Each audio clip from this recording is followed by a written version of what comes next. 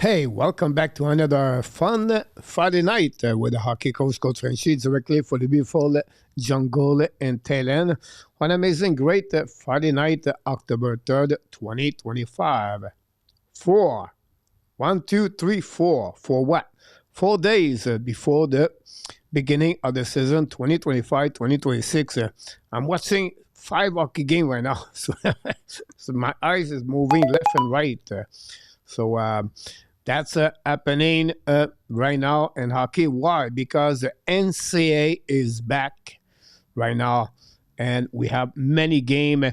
Michael Edge already scored a goal. Logan Sawyer scored a goal. And we have many other prospects right now in action tonight. So a lot of things to watch. Pittsburgh and Buffalo. I'm watching Chicago, Minnesota on my right. The NCAA right here. Another NCAA right there. So really busy night for that. Hopefully you guys are an amazing, great week ready to talk about the hockey, because hockey is back in many ways. The NHL plus the baseball, the playoff MLB. Why? Because we're going to do all the game for the Blue Jays for the playoff. I'm going to be awake at 3 o'clock in the morning to do the game tomorrow and Sunday against the Yankees. And of course, Montreal play tomorrow night at 7 o'clock against the Ottawa Senators at the Bell Center. So busy weekend here. Sunday night we have the Red Light Show at 8:30 p.m. with NR and then Sunday morning 9 a.m. Eastern Time. Le petit déjeuner aux couleurs des Canadiens and French. We're going to do more during the season 6, some video in French or some live stream in French. Not every day, but maybe 1 time per week, maybe 2 times. But expect those kind of video. It's coming soon. So Sunday morning at 9 a.m. Eastern Time, le petit déjeuner aux couleurs des Canadiens de Montreal. So can't wait to see all of you. Of course, if you are part of the Fantasy Hockey ESPN from the Hockey Nation, this is season 5. We're missing 1 GM. Tonight, after the show, we have a special draft by Inartap. It's not live, but if you want to join, we have a Zoom. You can join us on the Zoom if you are part of the Fantasy Hockey. Maybe Willie could join us, by the way. Willie in the chat right now. Why not Willie to join our Fantasy Hockey for the upcoming season? And then Sunday morning at 10 a.m. Eastern Time with another Zoom. We do that live draft from the ESPN. So don't miss this, guys, for all the people are involved. We have 16 GM, and I can't wait to see all of you. Last season, we have about 6-7 GM on the Zoom talking about hockey. I think it was pretty cool. We have a few people knock the door tonight. PLW already on the tennis money side. Henry knocked the door. Standerman, welcome back. PS knocked the door. Welcome back, PS. No hockey ball tonight. Look like Luciano Moderator, welcome back in the house. Hopefully you're doing well, Luciano. And Samuel knocked the door. Woody, like I said, back from Denver, Colorado, is with us tonight. Claude Richard, directement de Ottawa, de la capitale du Canada, de retour avec nous ce soir. Mais que dire Claude Richard dans la partie supérieure du filet? Et voilà. Roy, member of the squad on Thailand, is with us tonight. Butch knocked the door. Welcome back. Hopefully, Butch, you feel better, by the way. I'm glad you're doing well. And the driver UPS, I'm back. Gary Cournoyer, survive of the week with UPS, my friend. I know, Gary, we miss you, buddy. What is the YouTube link for your other channel, the one for the Chicago Blackhawks?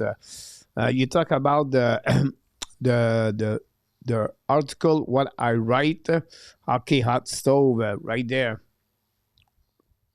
I don't do video there. I only do right now article. But the video is coming soon. We are in negotiation with the website there to do that. Camera zoom, never mind. I show how this fine ESPN GM. Dan Asham is in the house. Welcome back, Dan. Hopefully you're doing well. Great point, Gary, about Kapanen. Good to see that the number of subscribers is getting closer, 10,000. You're right. We get another good run yesterday. And Gary Conway, I have to give you that about Kapanen. You're the one mentioned about this. The Sound Like Fun coach, is it on ESPN? Email me the link. Are you drafted this weekend? Yes, Sunday morning, 10 a.m. Eastern Time will be 8 a.m. your time, Willie. For that one, Gary Conway filling the void of the Canada Post strike. Yes, PLW. He has Winner Hockey at stove.com. Right now, we are changing the website to the same name. We're just changing from another one because we got 20,000 people now. And we're getting more and more people. So they have under 2 days delay right now or something like that. I don't know exactly what's going on, but really good people over there for sure. Because I think we have a Jim is coming tonight. So Jim Beringer is going to join me live the next couple of minutes talking about the NHL for about 1 hour. A lot of news going on in NHL right now. We are 4 days before the beginning of the season. Yeah, so many things going on. Montreal Canadiens today return on the ice at the Quebec City, coming back in Montreal to play against Ottawa. Ottawa make a trade today to get a bigger gun to fight Jacky, and it's getting more and more that way. And I can wait to see what Montreal going to do during the last game during the weekend. Garrett C is in the house, by the way. Welcome back, Garrett. The hot Turtles favor is broken. Here we go, Butch. That's the way to do that. Chicago lead 2-0 against Minnesota Wild at this moment. And Buffalo lead 4-2 against the Pittsburgh Penguins. And I don't know, guys, what will happen with them.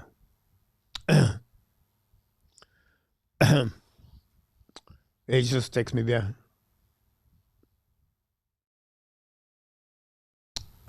Sorry about that. Communication with Jim.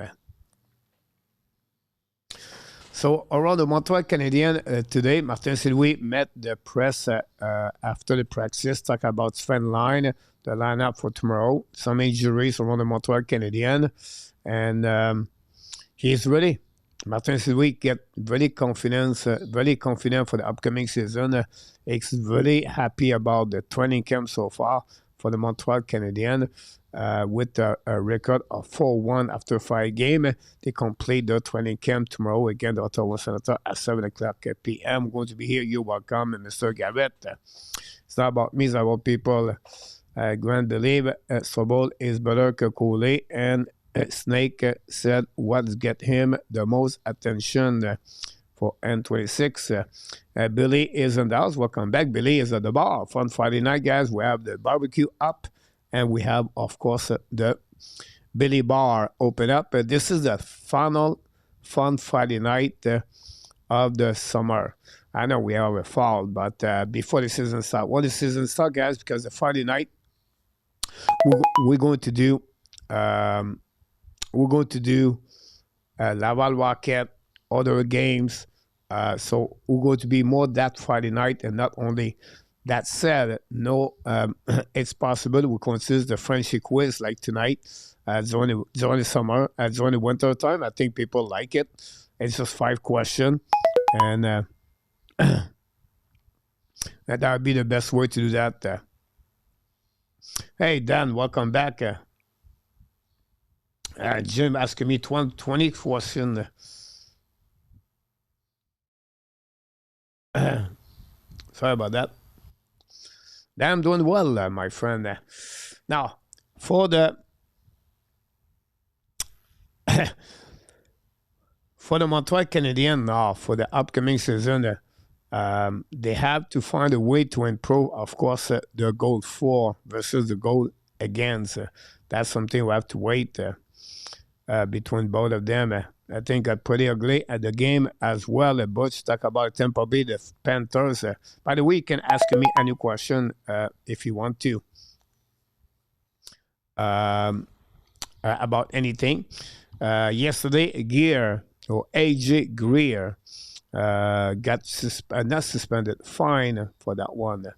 Sebastian Wilson have stated they are not trading players just to make a trade. The return has to be good, which means they are not interested in another team. Garbage. Point right now, I don't know how they're going to. Like I'm watching Pittsburgh right now, and I don't know how Crosby, Malkin, Letang are going to play 1 or 2 more years with that kind of team. Like they look so bad, and they get beat by the Buffalo Sabres. Like how they can play like that, or this team's going to be at the bottom 5. Like I don't know. It's just like for me, Carlson also at the defense. There's going to be a mess at some point, and I don't know how the players are going to react with that part over there. Guy, welcome back in the house with the and reading coach. Here we go. Guy, welcome back with Billy. For that, I just wait right now for Jim to join us and to do their show, honestly. So I don't want to jump in on the news already before he show up, so I can wait for him a little bit longer to do that. Flame would be Waska, the Pittsburgh Penguins. Flame got beat really badly this week. I think it was just a bad game. I think I have a lot of great things, and Calgary's coming now. Zane Parek have a really good training camp. Now they lost Colorado, but I think the Calgary Flame going to reset the next. They have a really good goaltending. The problem is like the contract at Huberdeau, unfortunately. It's going to hurt them. But we have to wait what could happen there for sure for the Flame. Coach, how do you think the Jets are going to do this year? So the Jets is really interesting team right now. They have the same boat like Montreal Canadiens, what he said. But they don't have a second center. This is the biggest problem right now they have. Of course, they lost Nicolas Heller, and now they have 8 weeks without Sandberg. I think they're going to make the playoff. I think they're going to be a good team. But to repeat what they did last year, I don't think so. But when you have Hellebuck every night, it's help. So I would say to you, Dan, I expect 96 points, 95, 98 points for Winnipeg Jets. But the story about the Jets is every year they have to face Colorado, Dallas, and it's not going to be easy for them. But Scott Arnold did a good job last season to put the team to play that way. Sheffley have to repeat what he did last season. Hopefully they can have Villardy for the full year. Villardy is the guy who can put a puck in the net. Cole Perfetti have a good year last season. So at the end, Winnipeg will be good, but they will have to take advantage of the situation. Couple of people knocking the door. Don't forget, please click on the likes. I hope that the Habs sit line number 1 in Hutson. No need to risk injury, especially with Ottawa dressing the tough guys. Stand. Now, they have a transformation, guys. A couple news. Oh, my God. Sorry about that. Bob Smith is in the house. Yeah, he's on day-to-day, Dan, about Jonathan Toews. Stan, the Ottawa Senator announced today they return all the players to Belleville Senator for the weekend. So they're not going to get those guys, the Boucher and everything like that. They return everyone. It looked like Ottawa is going to send the top players, and Montreal going to do the same thing. Montreal is going to send 3 lines. The NHL, the 4 line is Blair, Beck, Jekai, Florian. On defense, you have the normal defenseman for the Montreal Canadiens without Strobel and Ekstrom. So Martin Saint-Louis use his full lineup without one line. Look like Demidov, Newhook, and Okay, I forget. Kapanen are not going to play tomorrow night. But the rest, they all play without Budzik. Budzik is hurt. So that going happening there uh, for tomorrow, Sanderman. So that give you an idea about that. Jim asking me now the link. So it is what it is. So at the end, now Ottawa trade for Curtis McDermott. It's a tough guy. He's a Nicolas Deslauriers guy. Play with the Devils. They trade Zach McEwen to the Devils for McDermott. It's happened a couple hours ago. So we're going to see what's happening with them. Crosby is John time a play in the Olympics for him. Mark Elliott, welcome back in the house. Hopefully you're doing well. Bob Smith, of course. Good to hear, Mr. Guy. Yeah. About Mr. Butch. Tonight we're going to do a Frenchy quiz. We have a trivia, one question. We have a bill. Jim's coming out for 1 hour. And then tomorrow we're going to be back afternoon for the baseball, the Blue Jays and the Yankees, following by the Montreal Canadiens. So tomorrow I'm doing a double header. And then Sunday I do a triple header, but live stream. Mr. A2 is in the house. Welcome back. McEwen left just in time. Mark, yeah. I think he's happy. But I think McDermott will be better for Ottawa Senator, honestly. But when I said that said, he played 23 games, 29 games, 28 games the last two each season. McDermott. Since he left the Colorado, when he played like 42, 48 games, he never been a regular player. I believe McEwen is a better hockey player. But at the end, they're going to use McDermott against Montreal only. I don't get it, honestly. He's a defenseman, and because he was so bad last year, New Jersey will put him as a winger. But we have to wait what will be that one. Great point about that, Gary. That's exactly what you're talking about, Gary. You nail it. He's a good fighter. He can fight. Therefore, no doubt in my mind. But, wow. We'll be see what's happening tonight. Winnipeg play again the Calgary Flame. Tonight we have 5 games. Tomorrow is the last day of the NHL training camp or exhibition game. And we have no game Sunday, Monday, triple header Tuesday. We're going to have a show Sunday, Monday. We're going to have a no show Tuesday, Wednesday. Tuesday, Wednesday, we have all the game NHL next week for the beginning of the season. So we're going to be very active with the live stream with Hockey Nation. We're going to have sometime a show a little bit start early, following by the game NHL. So stay tuned. Mr. Jim Beringer is coming in the house. So let's see if he's ready to rock and roll. Let's set how back. I think he's going to be home tonight. Ladies and gentlemen, back from New Jersey, Mr. Jim Beringer is in the house. Hello, everybody. How's everybody? It's been too long, Coach. Glad to be here. Friday night is Friday. Hope everybody's doing well.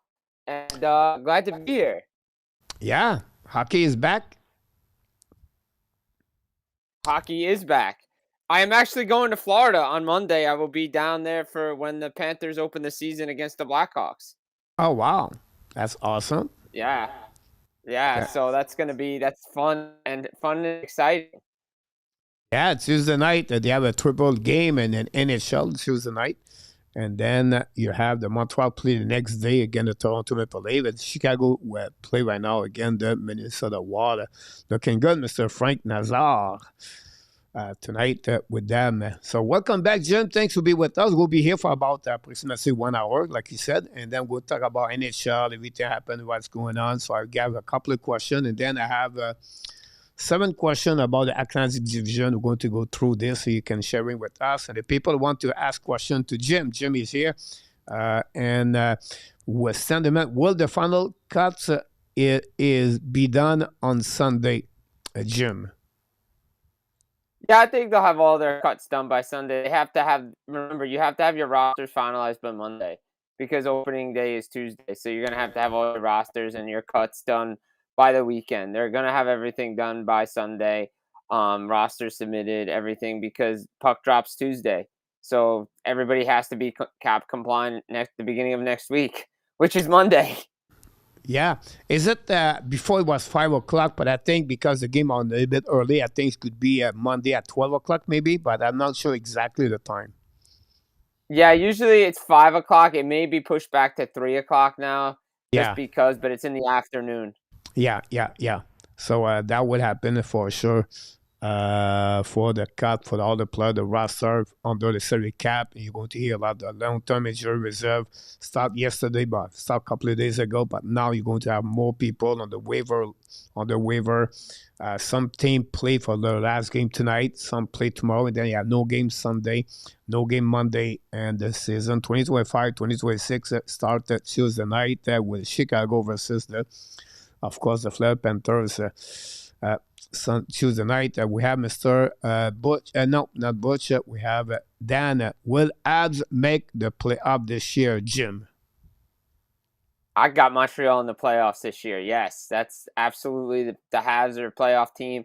This, if you guys have seen, and I know appreciate all the viewers when I've been on. You guys heard me say the same thing when I was on with you guys with Marco on a Wednesdays, on a hump days when I come on. I believe this Habs team's a playoff team. Everything is lining up for this team to be a playoff team. Remember, some say they want to overachieve last year. I think that was the next step in their progression because I had them pegged as a playoff team this year. They were going to compete last year. They make the playoffs, but you have the Goulet extension kicking in. Slavkovsky, if I'm correct, is kicking in this year as well. Their new contracts. Now you bring in Demidov. All the pieces are in place. And, with the way Florida has got some injuries to begin the year, I think you got to take advantage of it. Even if there was a healthy Florida team, I still had the Montreal Canadiens making the playoffs. Well said, Mr. Jim. Mark asked you, all these fights on the exhibition game. I just give you the resume of the question, by the way. Do you think that would be a new trend, and for the upcoming season, it's just only the exhibition game? I mean, I think we'll see some more fighting during the year, but it's kind of honest because like these preseason games, the problem is you see it when teams go on the road, they bring this like lower squad guys trying to make the roster, and a lot of the teams at home keep their home guys there. It's not, and you look at the 2 games in Quebec City, right? Because last year I was at both of them. I tried to go this year, just couldn't make it happen. But last year, the LA Kings, when they played the Boston Bruins and the Florida Panthers around the same time, maybe it was a little later, but it was around the same time. Those 2 games were really good. There wasn't many fights. It wasn't like goon hockey, I'm going to say, but both rosters were NHL, pretty much close to their NHL rosters. Mine, a couple guys here and here that were sick or banged up that didn't want to play. But the fans got a real treat. I'm not saying that they didn't get a real treat, but I don't know how many people want to see 152 minutes of penalty minutes. I think there'll be some more. I mean, there's always fighting, right, in the game, and I think that's how you cool everything, but I don't see fighting going up. But the exhibition games, I think there's just too many of them, and thankfully they're going down next year. Yeah, you're right about that. I agree. I don't think there will be a trend. I think the hockey, like the fight, is dropped more and more year after year. I think it's more about the everything like grandeur, everything like that. But you're going to see fight, but not like there is in the exhibition game. Of course, Montreal, when you have rivalities like Montreal and Ottawa now, that maybe happen, but overall, I don't think so. I expect that. That a great comments in the chat, everybody. Don't forget, please, to click on the like if you don't mind. That'd be great. Next question for you, Jim. To the both of you, which team would surprise you? I got a surprise. Do we go both conferences? You want to do 1-on-1 or just overall? I go back with one conference. All right, one conference. I would say my biggest surprise is going to be the Columbus Blue Jackets. I have them making the playoffs in the Metro Division. I like this team. I'm high on this team. I like what they have. I like the young players that are there. And I think a lot of people are just like, passing them by. And I think they're a good team. And I think they're going to surprise a lot of people this year. In my opinion, I think that to me is a team you got to watch because they were right there last year. The Islanders were right there last year too. Look, I know, Washington, you can't discount them, right? But to me, I think Columbus is a team a lot of people are just sleeping on right now. And the Western, because now the Eastern, my friend, before you said Columbus, my head was Columbus. So I was. Oh, wow. So I read your mind. Read your mind. So now I have my team for the Western, but I'm going to wait for you. What are you going to say? So I'm going out West, and I'm going to go Vancouver. I'm going to tell people Vancouver because, look, Demko's healthy. He's looked really good in the preseason. Quinn Hughes is there, right? Everything with this season, the distraction, what's going to go on there. But Brock Besser doesn't have to worry about contract extension. Pedersen's there. They have a lot of good young talent. I know Hoglander's out of the lineup, but you got that new fresh coach behind the bench. Adam Foote's there. I think this is a team to me that you got to watch out for in the Pacific Division. Great point about that, for sure. Look, before you said Vancouver, earlier, like maybe 5 minutes when I tried to get, Vancouver was my mind. I'm still worried about the chemistry. I will go with Utah for me. And I'm talking about progression and a possibility to make the playoff for the first time. So I really like what they got Peterka, they have with Keller, and the goaltender will be really wet. I'm a little bit, concerned. I think Vancouver could be completely one way or two other way. That's my thing about that. Demko healthy helped the Vancouver, but is it good enough? We're going to see about that. The next question is about Willie Snyder. He's on the fantasy hockey. He wants to know who are the sleeper for the New Jersey Devils for the upcoming season. Okay, sleepers. Well, obviously that takes Jack Hughes, Nico Hischier, and Jesper Bratt out of the equation. I had this guy circled last year. He probably should have played better. I'll give you 2 picks. I think Timo Meier is going to be a guy that people are going to sleep on because I think you're going to finally see. I think he finally started coming around last year, and I think you get off to a hot start. But the guy, I think that this guy could really impress because of the way he's played in the preseason. Got an elite shot. You've watched him a lot. You know who I'm talking about. Arseny Gritsyuk. That kid's going to put up some points this year. Going to challenge a lot of guys. Could be in a Calder race. Good point about that. If I have to go there, but 2+ come on my mind. I like you pick Palmeyer. I think you're right about that. But I think last year, Dawson Mercer should score more goals. I expect a little bit an increasing of his season this year. And I have to go with Luke Hughes. I think Luke Hughes can get 50 points this season, at least. He better get 50 points now. He just got $9 million. Yeah, of course. So I mean, look, I think he can get 50 points. I think if he played a full season last year, didn't miss the first 11 games with a shoulder injury, he's over 50 points. He's probably 55 points, right? He breaks the records from the year before, right?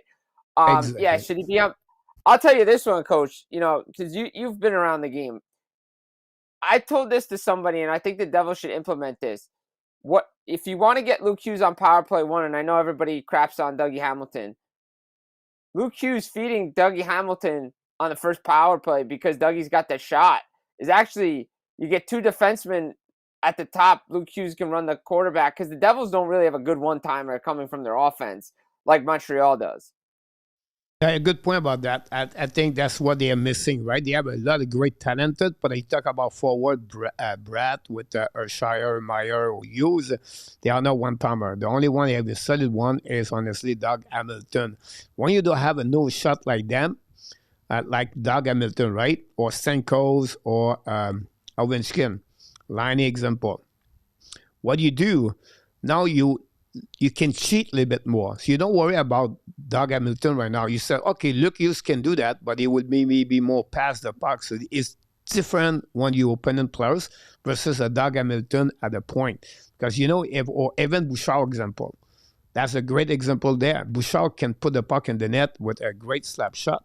So I think for me, the only thing I would say to Doug Hamilton, I wish he was a bit better on his mobilities of his skating and move the puck left and right. I think that's the only thing I wish he can do that because he scored, guys, an average of 17 goal, 18 goal when he was on his prime, Jim. And he picks up power play points too. He Yeah, picks up yeah. power play goals, power play assists. He's a good power play guy. So again, that's just the things that come into my mind watching games. I wonder if teams are going to start utilizing the two defensemen on the back end again with three forwards and maybe move that bumper around just because, we noticed it, just because too many teams run the same power play with the 4 and 1, and sometimes they get caught because they don't have another defenseman back there. Exactly. Got a great comment in the chat. We have new people show up at GF. We have Carol. We have more Daryl. Thanks so much, everybody. Don't forget, please click on the like if you don't mind. That'd be awesome. Which team will disappoint you the most? Ooh, it's a good question. I'm gonna say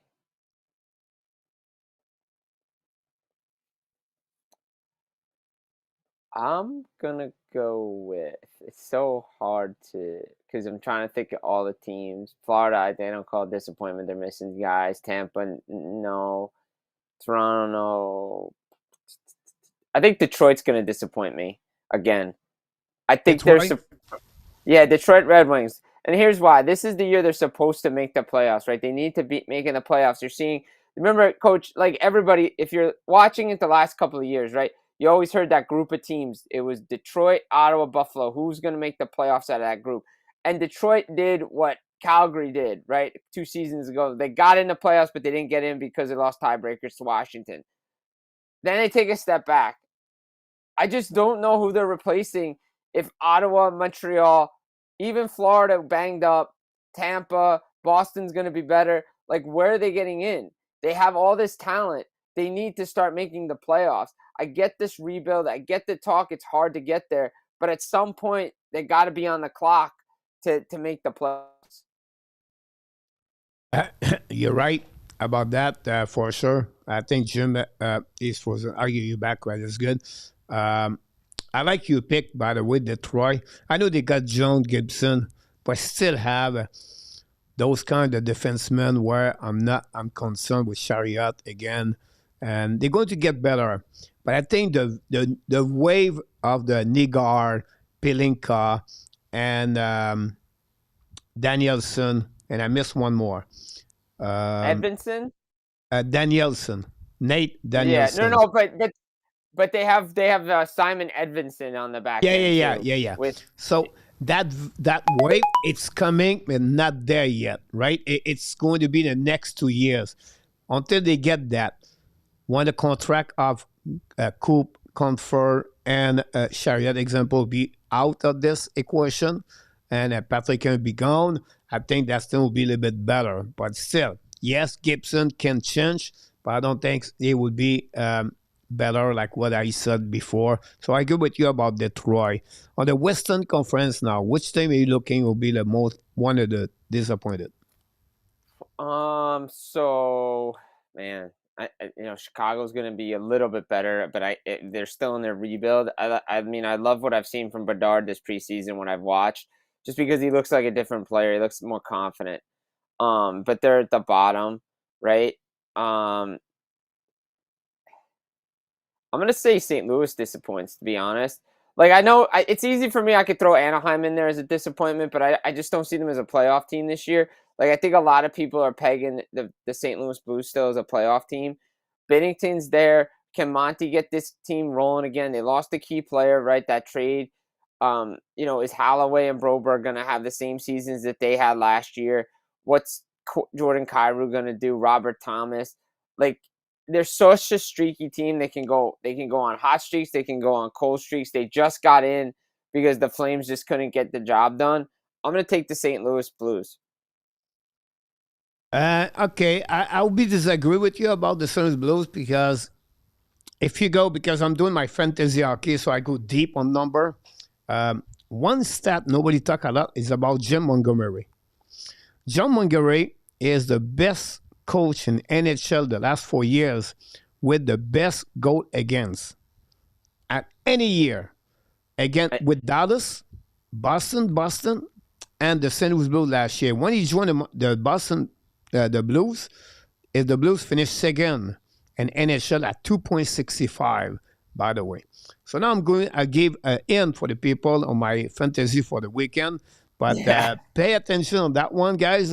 But so that means draft Bennington and Hofer.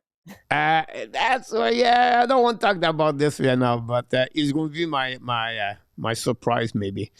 But I think for me, I have to go maybe, because it's not going to be a surprise when I'm going to say that, but because they did 96 points last year, I believe them to see 82 points is the Calgary Flame, Jim. From because of last season, I think this thing is going to be lower. This year we're very badly. I think Winnipeg will drop point also. I think but they're still a playoff team. The Kings is really questionable for me. I know Ron is a big fan of the Kings and moderator. Yeah. But the Kings for me, it could be ugly, really ugly over there. I could be wrong here, but I don't like what they did during the summer, and we'll see what will be the next. But the Kings for me is I don't know how Darcy Quimper can repeat the same season he did last year. But no, it's tough to go. It's tough to put those seasons together, right? It's always tough to do that. Plus, no Gavrikov, so let's see what happens on that side with the Kings, right? Like, I'm still kind of high on Calgary because I think Ryan Huska is such a good coach that I think even they may not have the talent, right? They could still outwork anybody. You know, Minnesota, you can throw Minnesota in there, even though you have Kaprizov, right? It's such a tough division, right? I agree. Winnipeg will take a step back, but I still see them as a playoff team. Like I see Washington still as a playoff team in the East. Because, yeah, they'll take a step back, but that doesn't mean they're not a playoff team because they know how to win in that division. So I agree with you on some of your points on there. I like when we disagree because it's definitely good chatter back and forth. We both make great points. Yeah, definitely. I agree with you. A lot of people knew the knock the door, guys. Welcome, everybody. I forget that if I don't mention your name, it's just like you have too many people, too many questions. Jim, we did not start anything yet, and we just answer the question. That's a good thing to do. I love it. I know. That's a great thing to do. So we have finally, Mark, the question is at the top of this screen. You talk about Simon Nemec. And following with that, I'm going to give you another question from me. But can Nemec take the next step, or he is still too raw and a year or two away to become that prospect he was expected to be? So he's shown signs of it in the preseason. The games I've watched, he looks more aggressive. His skating's a lot better. Outside of the gaff the other night against the Rangers, where he threw a gift up the middle and hit a Ranger player and went past Markstrom. Conjuring times any Oilers fans in here, please cover your ears of Steve Smith in '86 against the Calgary Flames. But outside of that, I've really liked he's more aggressive on the boards. He's aggressive with his stick. If he can take the strides that the team expected him to take, because now the opportunity is there, right? Jonathan Kovacevic is not there until at least January. Yep. So if he can be that guy behind Pet, and we don't know if Pesci's going to play in the opener because he got banged up against the Rangers. They haven't really given us an update on him. Casey's not skating right now. So Nemec is the guy. The focus is on him right now. And if he can take the strides this season, it gives the Devils confidence for a team that's expected to go deep in the playoffs that they can rely on this kid. And potentially next offseason, they visit the Hamilton question where everybody wants to force him out of town, which I think would regret because they just don't have that shot on the back end. So, again, that might be a question for next year in entering the season. But Nemec has to show it consistently. I think he's a year away. I think this is a big prove-it year for him because this is his last year of his ELC too, right? he's eligible for an extension this summer. So if he can prove to the New Jersey Devils, and he'll probably get a bridge deal from New Jersey, but if he can prove to New Jersey that he's worth a bridge deal, then yeah, the Devils are going to have the future would be set on that blue line. Great point about that. I agree. Here in Montreal, everybody is upset because we took David Rebacker at the 5th overall pick. We trade for Kirby Doc, and we could have Frank Nazar. By the way, score a goal tonight. My point to you, in the New Jersey area, anybody talk about we should trade, we should pick Cooley or Shane Wright or someone else over Simon Nemec? Yeah, I mean, Cooley was the talk of the town at that time, right? Like, I think that was the big one. Yeah. I know I go back to the year Alexander Holtz was drafted. Why didn't we pick Marco Rossi, guys like that? Like, that's always the big thing around New Jersey is who you go redraft, who would you have gotten, right? Because the Devils have drafted, I'm going to put kindly, very poorly, especially at the back end of the Lou era and into the Ratio and Fitzgerald era when it came to players that haven't really developed yet. And a lot of the guys that they've had, you know, especially, and I think it was 2020 when they had the 3 first-round picks, that they had 3 first-round picks and 2 of them are gone now. So, I mean, like, you can't miss on first-round picks. And when you do, it kind of sets your development back. Now, you can find guys like Jesper Bratt along the way and Arseny Grutsiuk and guys like that. But there were opportunities for New Jersey to trade up. Like, for instance, that draft, like everybody said, how come you didn't trade your last first-round pick where you took Muhammad Doolin and traded up to go get Cole Caulfield? Like, that's a big talking point. Yeah. I agree with you. Who do you see the goalie take the most work for the Devils for upcoming season? If he said Max Strom, how many games do you expect? I think it'll be Markstrom, and I don't think it's going to be even split, but I do think they're going to try to keep the workload under 50 games or at the 50-game mark. Remember, he was hurt last year, too. He had a couple of stints out of the lineup. Jake Allen's the backup. They like it. They have Nico Daws there as well. Again, we'll see what happens with Nico Daws. Does he get traded? Does he try to sneak his way down into the minors? They believe in Nico Daws, but again, there's only so much net for a goaltender, right? You have Allen, Markstrom. Markstrom's going to get an extension potentially down the road with this team. Markstrom's probably going to get a majority of the work. Probably, I would say, 75% of the games, like nice split like that, barring injury. Yeah. Did Nemec make New Jersey this season? So I know you answered a little bit, but you can. He's Nemec is going to be on the opening night roster for this team. Obviously, Jonathan Kovacevic is out with injury. Then Brett Pesce, we'll see if he makes it. He is available opening night against Carolina. Obviously, Seamus Casey is not skating right now. He was dealing with an injury during training camp. I expect him to go down right now just because I think the right side's full. Now, it all depends on the Pesce injury. If Casey's available come the start of the season and Pesce isn't, they can make some maneuvers around there. But again, the Devils, they have expectations, and here are the injuries again, but it's got to be next man up, right? Guys have to step up and play. So Nemec will be on the roster. Let's see if he can deliver this year. He did in the playoffs for New Jersey. He had his moment. Now he's got to back it up. Great to hear that. Laval lead 5-2 against Belleville. Fowler's between the pipe for the Laval Rocket. 3 fights at the beginning of the game. First between Ottawa. Between Belleville and Laval, Tyler Thorpe, 6-5, beat 6-7, by the way, tonight. The game is live right now, but I'm watching Chicago. I'm watching Laval, of course. But we have other prospect, Montreal. Logan Sawyer, Michael Edge scored goal right now in the NCAA. Mooney is playing right now. I don't know what's going on because I'm right now with Jim, but we're going to cover everything for the prospect, guys. Sunday night, this is the show to be.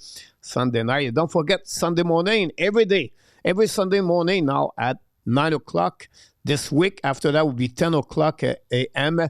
It's a show in French. It's called Le Déjeuner aux couleurs des Canadiens.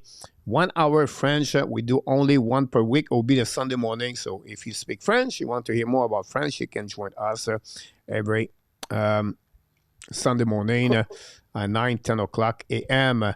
Here we go, guys. The Chicago Blackhawks and Water. It's middle of the pack. Wolf. Like all the 5 players right now are all over each other and the corner right there. And you have one player looks like Pee Wee hockey out there. Yeah, exactly. You have a couple of people in the chat. Don't forget, guys, click on the like. Daryl is active in the chat. I appreciate that. Don't understand why TSN at the Calgary versus Winnipeg game block one. I'm in Montreal. TSN block a lot of things over there, honestly. And that's happened to me also with my VPN. I changed. I leave put tail end, but I don't like it. Jets, the great Flames. Try to pick up any question we got on that. Willie, thank you. Welcome, my friend Willie.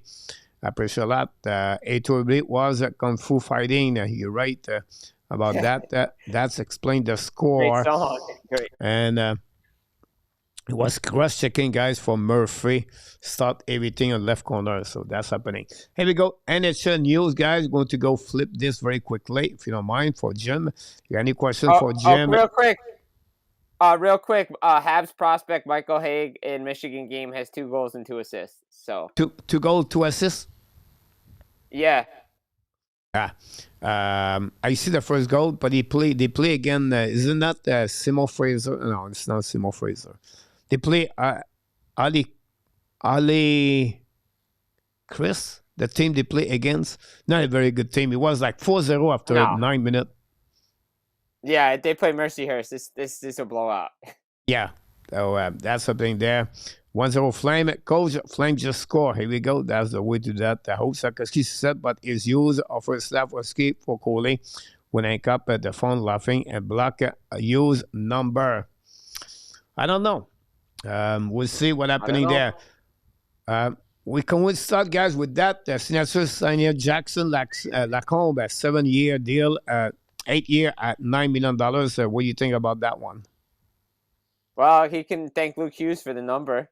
He really can. Luke Hughes signed 7 times 9. Jackson Lacombe 8 times 9. I mean, if you look at it, right, I was looking at the stats yesterday, and when I put in my Lane Hutson article out, you look at the stats, these guys haven't even, Jackson Lacombe has 60 points, right, total in his career for the games that he's played. Lane Hutson got that in assists last year.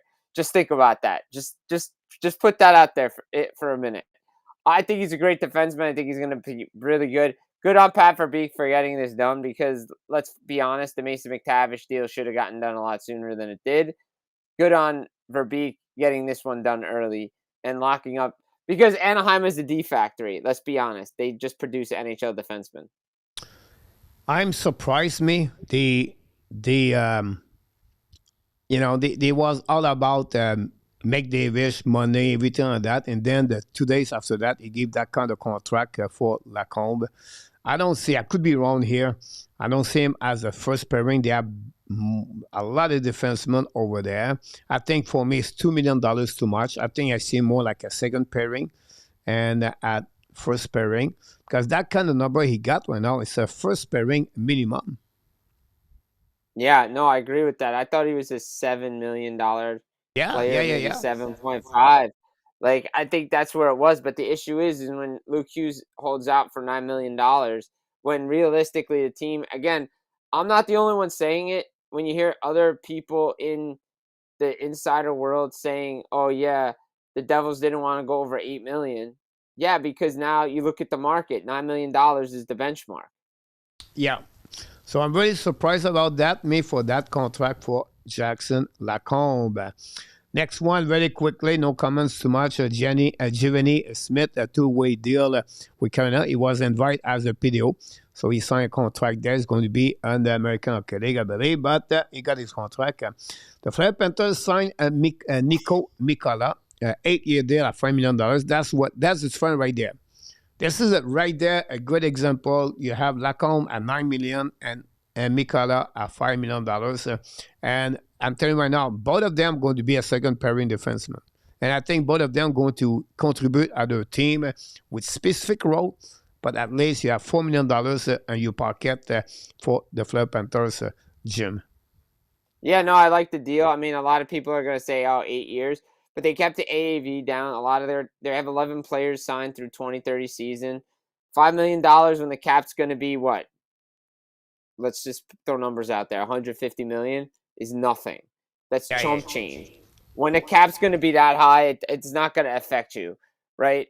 So this is a great contract. Mikkola has been instrumental in this team winning back-to-back Stanley Cups along with Kulikov and the rest of that back end. This is a good contract, and you know who the next guy up is for Florida to get an extension done. It's the goalie. I agree with you. Around the table, guys, many times we fire coach. Sometimes we hire them.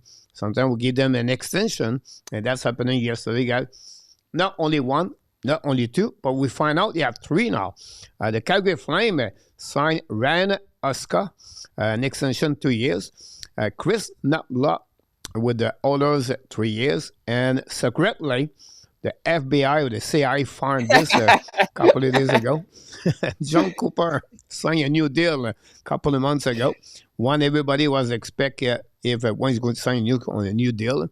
But that's happening. Give us a bit of information about those three deals quickly. Yeah, I mean, look, Huska won well-earned after what he did with the Flames last year, right? 96 points, just missed. He got the most points without making the playoffs. It's been a great fit with setting the culture, him, Craig Conroy, all those guys. Chris Knobloch, I've always loved him when he was in Hartford. I thought he was a great coach there. Should have been the coach of the New York Rangers. Was passed over multiple times by the general manager and the owner, and went to an Edmonton team that he just fits, right? He just fits. There's some, obviously every coach has, you question decisions, but he's been really good for that group. And I think it's a step to keep Connor McDavid. And then John Cooper, I don't know, handshake deal, Jerry Jones style. I don't know what happened. I think John Cooper, everybody has always wanted to fire John Cooper. Like they've always wanted to fire Mike Sullivan, but John Cooper fits Tampa Bay Lightning, and he's going to retire as the Tampa Bay Lightning head coach. You're right about that. Great comment. Not blood, honestly. Like 55 years ago, I believe the last coach go his first 2 years, go bring the team at the final Stanley Cup. He did with the Oilers. That good news. John Cooper, guys, is just like the best of the best right now.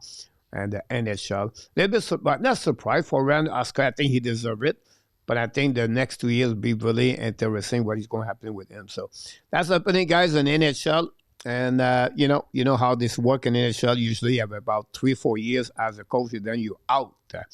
NHL trade today, McDermott to Ottawa and McEwen to Devils. Give us a little bit more.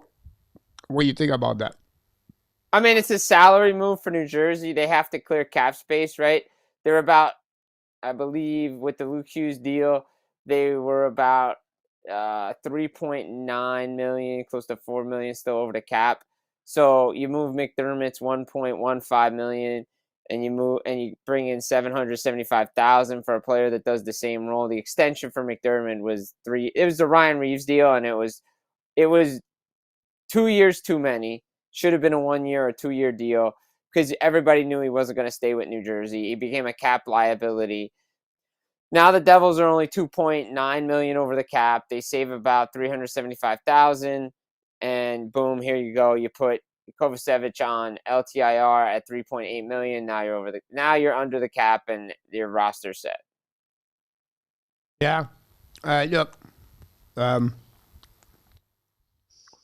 I think the Devils win on that one. He played 23 game, 28 game, McDermott for the last year. He could not play defenseman because defenseman that usually they put him as a winger. Yes, he can. He's a better fighter or a goon or whatever you want to call him versus McEwen. But you talk about a regular guy, McEwen can be on your full line. He's not going to hurt you at what McEwen is. So I think Devils won on that one. For Ottawa, they won on their side because they want to get a bit more tougher. The problem behind that is how they can put him on the lineup every night. It's like he's not do anything. No, he doesn't do anything. And that was the problem in New Jersey. He came in for the Rangers game because Rempe was pushing everybody around. But he got all right. They did the war to settle the score. MSG. They got the fight out of the way. But he was in and out of the lineup, and he really didn't do much when he was in the lineup. And like, I think McEwen can do more on your fourth line, and or third line, or wherever you want to put him, right? And Yep. he's gonna sit some nights too, right? So because I think I'm gonna be honest with New Jersey, I think a guy that's really impressed me during the preseason, Luke Glendening. I think they found something with that player on their bottom six. Yeah, absolutely right about that. So we're going to see what's happening for him. Next one, guys, we have a couple of move in the waivers. It's happened yesterday today. Three teams claimed some players. Damon Hunt got claimed by Minnesota. Then you have a Schwint for the Florida Panthers and Zolovyov claimed by the Colorado Avalanche. And 12 new players on the list today on the waiver. So give us a little bit your thought about that. Yeah, so Schwint, he was part of the Kachuk trade that went up to Calgary. He was one of those guys. Yep. So Bill Zito gets his draft pick back. Hunt, he's going to be a serviceable player for Minnesota. And one of the 12 players that went on waivers today is David Kemp from Toronto.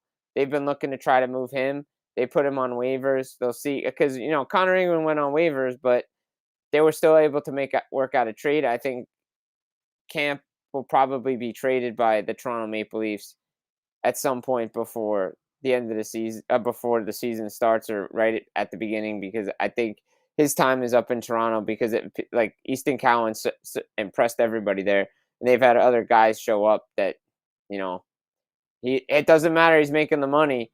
You lost your job because other guys performed. Yeah, absolutely about that. So we'll see. I think I like the pick from the Colorado. Yeah, me too. Zolovyov is a big guy, 6'5", play a couple of games in NHL. I think this is a good pick for them because the structured defense is not big. Pittsburgh would claim David Camp. Possible and I like that. That I actually selection. like that fit. I actually like that fit, to be honest. Yeah, yeah. Like that's Kyle Dubas guy, right? Like, and I think you would actually fit well in Pittsburgh. You're right. 2-0 Calgary over the Jets at that moment. And then, of course, the Toronto have Scott Butler. Super chat in the house tonight. Mark Elliott score again for the Hockey Nation Live Show. Let's see what we got here. I don't know, Jimmy's there. Here we go.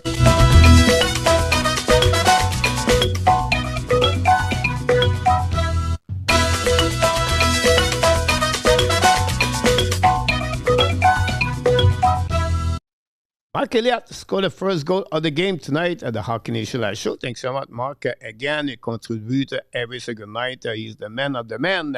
We appreciate a lot on this one. We going to get an assist to N26 and Darrell. Both of them was more active on the chat so far. So both of you guys get an assist. Thanks so much on the great fun Friday night. We have a special guest, Jim, join us on the Friday night. For this week. Now, the next ones were about injury, guys. The Pittsburgh announced Evan out for 6 weeks. Rask is going to be out for 2 weeks. Buffalo, guys, this is not good news for Buffalo. UPL, Kessel Rink, weeks to weeks.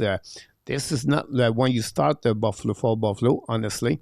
And now they are, after the trail 4-1, now they are tied the game 4-4 Pittsburgh, by the way. So great comeback for the Pittsburgh Penguins. For those injury, that I'm going to consist with the next one, then you can talk a little bit more. The New York Islanders announced Callum Ritchie day-to-day. Florida Panthers announced Anton Lundell day-to-day. You don't want to lose him after they lose Barkov and they lose Nozek, honestly, and Kachuk. And then Toronto just announced today, guys, Lockton is week to week. So maybe they would like to keep David Kemp now with Lockton out, but a little bit too late. So what do you think about those injuries or maybe other plays? Yeah, I mean, so the big thing with the waiver wire too, right? Like everybody watches it too, is that so my understanding is they still have up until I think Tuesday that the paper transactions with the AHL are still available, and then all the new rules kind of kick in. So maybe that David Camp is kind of like a paper move, even though he's put on waivers. So we'll see about that one. But again, if he does get claimed, then hey, oh well, he's going to Pittsburgh, or wink, wink, nudge, nudge. We'll figure out something else later. I mean, look, Cal Ritchie. I mean, not sure he was going to make the Islanders because of Barkov being, not Barkov, Barzell playing center now, so he could be seasoned down in the AHL and then be ready when they decide to do some things. Because if if Barzell stayed on the wing, then maybe Ritchie's playing 2C and maybe he's not ready yet. Lundell's huge. I mean, maybe it's just wear and tear, just keep the guy off. I mean, it was fight night down in Tampa the other night too, with all these games. So, but to me, a guy that I've circled since Barkov went down was Anton Lundell. I think he was going to have a big season for me. I really wanted to see what this kid was going to do offensively. Hopefully he's be ready for the start of the regular season. If it's day to day, then he should be all right by Tuesday night. And Lawton's used for that team for Toronto. They traded for him. They expected big things from him. That's a big loss. You're right about that, for sure. A couple of people knocked the door. Welcome, everybody. Thanks in our tab. Born to be Ab is in the house. Eduardo, welcome in the house. Don't forget, everybody, to click on the likes. A lot of great comments in the chat. I like all those action. You have any questions, let me know. And look, announce the Laval Rocket 1-5-2. That was my next comment. Look, so welcome in the house. You're absolute about that. Talking about all the action around the league, I want to mention one thing here. And Jim is about tonight at 10 o'clock Eastern Time, I believe it is. And the NSA, we have McKenna play his first game, make his debut in NSA. So I want to hear from you a little bit more what you expect from McKenna. Yeah, I mean, this is kind of like the running question. What does everybody expect? Is it going to be a Hagens type debut? Is it going to be a Celebrini type debut? He's playing against men now, right? He's coming from CHL, Canadian Hockey League. He's playing against men. He's playing against 21, 22-year-olds, right? Guys that are developed. Bodies are starting to be developed. I'm interested to see what he has to do. I mean, Arizona State's a good team. He's playing out west. It's actually on NHL Network. I can't wait to put that on tonight here in the States, so I'll watch that game. I expect McKenna to be Gavin McKenna. I think he'll be nervous for shift, but I think he'll settle in fine. I expect a couple of points out of him tonight. But again, he's playing against men, and it's different. That's why I said this during the draft. You're right. What James Hagens did, averaging a point per game against 21, 22-year-olds, is still very impressive and shouldn't be knocked. You're right about that. I expect him to get good. I think this is a good place to be in development about that. The game guy is be on YouTube channel if you want, like LDP said. Welcome back, LDP. And you can, of course, get any game guys on hockey.tv. Right there, you can pick up everybody. And we got the answer for the goal for the Laval Rocket. Bison with Torpe, Belzile at the beginning of the game with Farrell and someone else, like A2 said. So that's happening tonight for the Laval Rocket. So the next one is Belzile A2 for this one. Here we go. Look, it mentioned so everything like that. Start with the draft year.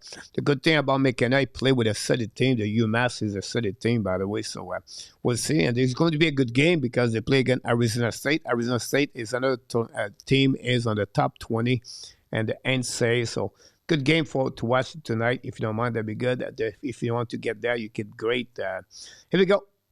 If I ask you 3 players, the most underrated from the NHLPA. So the players went to the tour at the car wash in Vegas. Remember that my term, the car wash media. Yeah, the car wash. Yeah.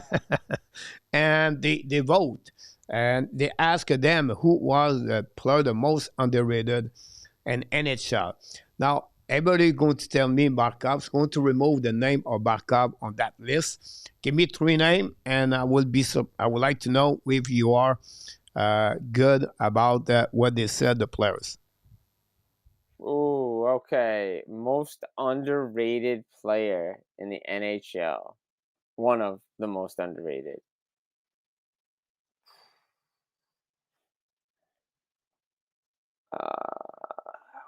There's a lot of players. And this coming from the Robertson. players, by the way. Okay. All right. So I would say I think Jason Robinson would probably get some votes. Um,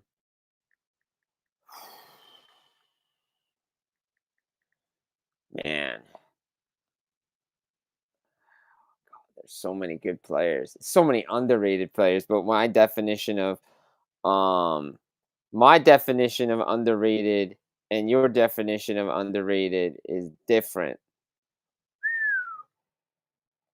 I'd say Gustav Forsling is definitely a player for sure that has to be on this list. That guy does not get enough credit for what he does. To me, he's why one of the most underrated defensemen in this league.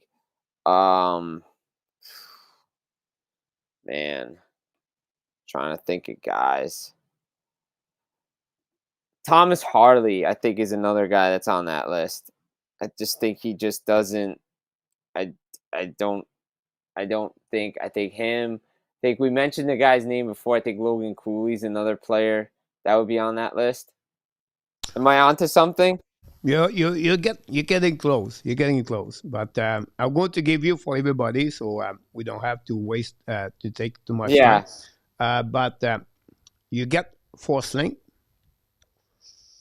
Sebastian Aho is a number one Wow. on the Canada Hurricane. He got the most vote. Barkov after that. So I said we don't want to get Barkov there, right? Forsling, Keller. But after that, it's a mix of many players with Keller, by the way, and NHL. Harley was mentioned on your list, Jim, in that list. They talk about Jake Ottinger. They believe if Ottinger was in the Toronto, Montreal Rangers, he would be more recognized a top goalie in NHL from what the player I was don't know said. about that. So I don't know about that. I mean, the guy stood on his head against the Calgary Flames in his playoff debut and almost won Game 7 single-handedly by himself. And yeah, I mean, look, these guys, I mean, look, nothing to these guys. They see players all the time.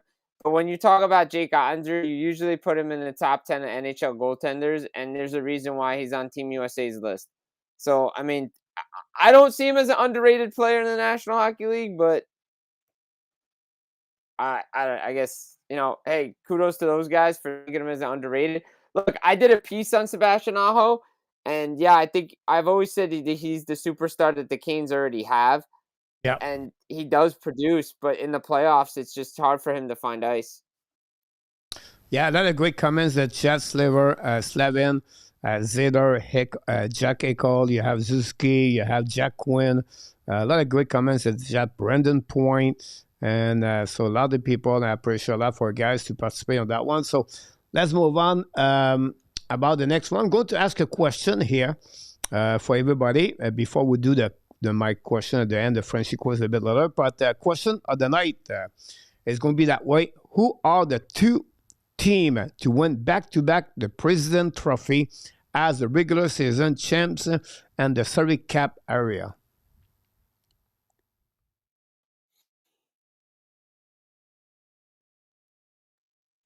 This is good for everybody in the chat. So give me a two team Alibaka looking bad tonight, Dan. Still 2-1, right, Dan, by the way? I want to say... You're right, Mr. I believe Washington... I want to say... RDB go with Detroit. I would say Washington.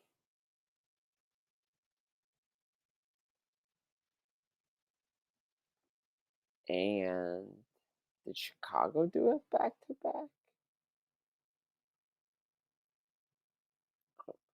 Did Vancouver? Ozil go with Tampa. Tampa. I don't think Tampa did back to back. Billy go Washington and Pittsburgh. Okay, I'm going to give you half of the answer. You're right, Washington with Billy. I was right. Washington. I'm trying to think the other team now. I think was it Chicago? Was it or was it? Why do I think it was LA? But I don't think LA won it. No, they didn't win it the years they won the cup. Answer in the chat. We got Pittsburgh a lot, Detroit, Vancouver was the other team. I said it before. I was like, did Vancouver do it the year they went the cup?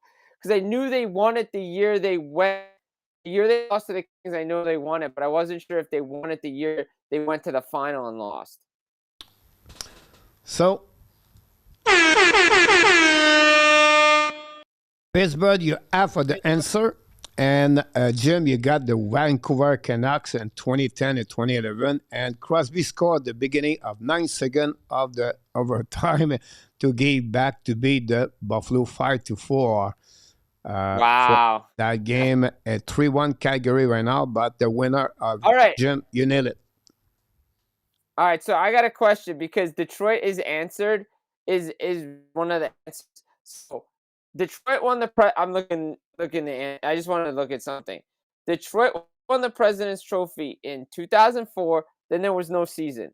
And then they won it in 2006. But technically the salary cap was not in 2004. Exactly. The cap was not there. Joe, welcome in the house. Thanks to be with us. Long time, Joe. We not see you. Everybody, don't forget, guys, to click on the like if you don't mind. That'd be great. And the Pittsburgh won tonight 5-4. They come back after they set a 3-goal, 4-1 to get that one over there. So congratulations, guys, for the winner. Jim, you nailed it. 2-2. Can I keep you at 10 more minutes? Yes, absolutely. I'm having a ball. All right, so let's move on for the next subject. I'll see you after.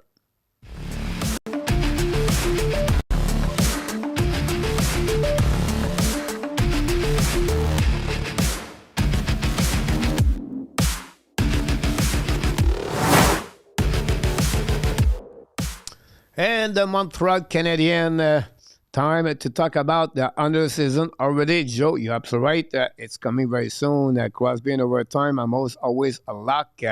Great point, Mark, about that. P.S. In consideration for the half of you answer. By the way, so Montreal Canadiens, guys, of course, they are back on the ice today. The big decision ahead is coming. I'm going to give you the line of what happening today. And then after that, we can talk a little bit more. So the line today was Caulfield, Suzuki, Slafkovsky together. That's the first line. And then they put together after that. I'm not going to give you second line, third line, fourth line. I just put this name that way. And you can change the line if you want to. But Villeneuve, Doc Gallagher, Anderson, Evan, and Patrick Laine, and Jekai, Beck, and Blair. Now, some of you are going to ask me about what's the Demidov. But Demidov is with Kapanen in New Hook. Have a great game last game, and they are the blue Doc jersey, so they're going to be the fifth line. Is not supposed to play tomorrow. Again, the Ottawa Senator, the sixth defenseman play tomorrow. Look like it's going to be the same defenseman play at the beginning of the season. It's going to be Dobson, Coley, and then you have Madison, Coley, and Madison, Dobson, Menden. You have Coley, Hutson, Jekai, and of course, Carrier is going to be out. The L3 scratch is going to be Swabble. And then they're supposed to send in Laval, expected maybe Angstrom. But before we talk about the forward, I would like to hear what you think about the line for the people in the chat. Are you agree, disagree? What's going on about those kind of line we got here?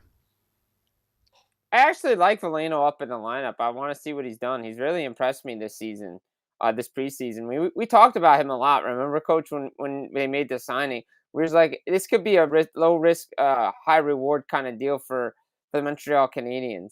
And I think he's really impressed everybody. I like where Blais is. I want to see what Doc can do. They're just trying to balance some things out. You know, Florian Xhekaj, your guy's right there too. He's right in the mix of everything. So I like these forward lines. It's a little balance, some size. could get nasty Saturday night. So, yeah, I mean, one of the comments I saw, Anderson provides big body, so I like it. So does Sammy Blais, and you have good, responsible players with line A, like a Jake Evans. So I like it. Obviously, they're not touching the first line. Demidov's not playing, so I like these lines. Yeah, I agree with you. I think that's a good setup. Here's what's going on right there. I'm going to get out of this what people maybe say here.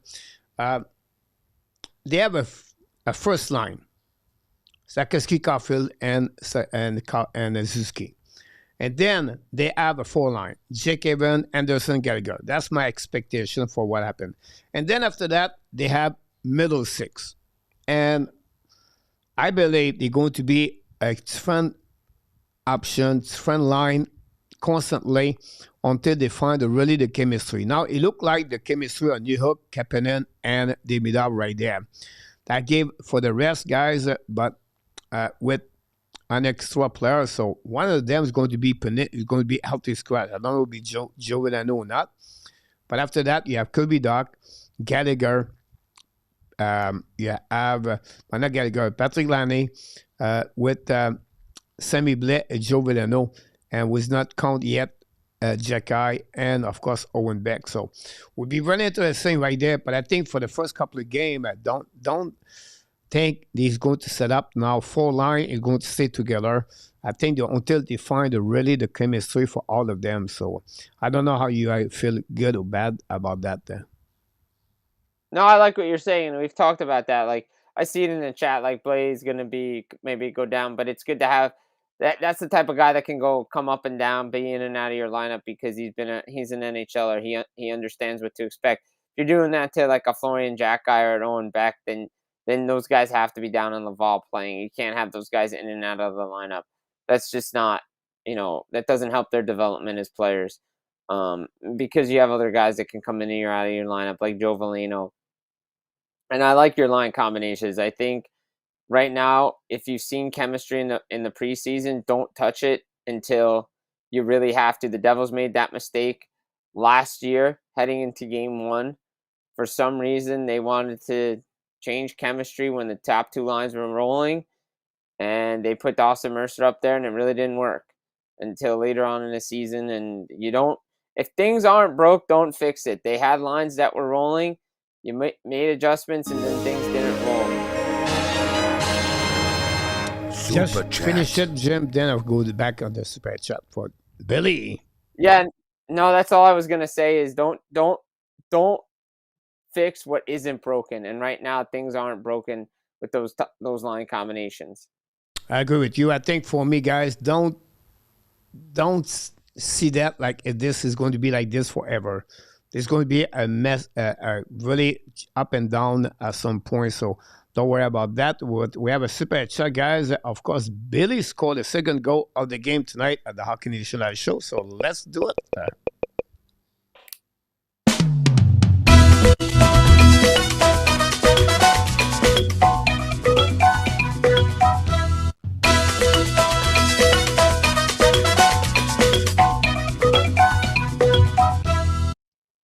We got a second goal of the game. This time's coming from Mr. Billy. Scored a second goal of the game and some hype on that one. I'm going to get an assist. Of course, his best teammate, Mr.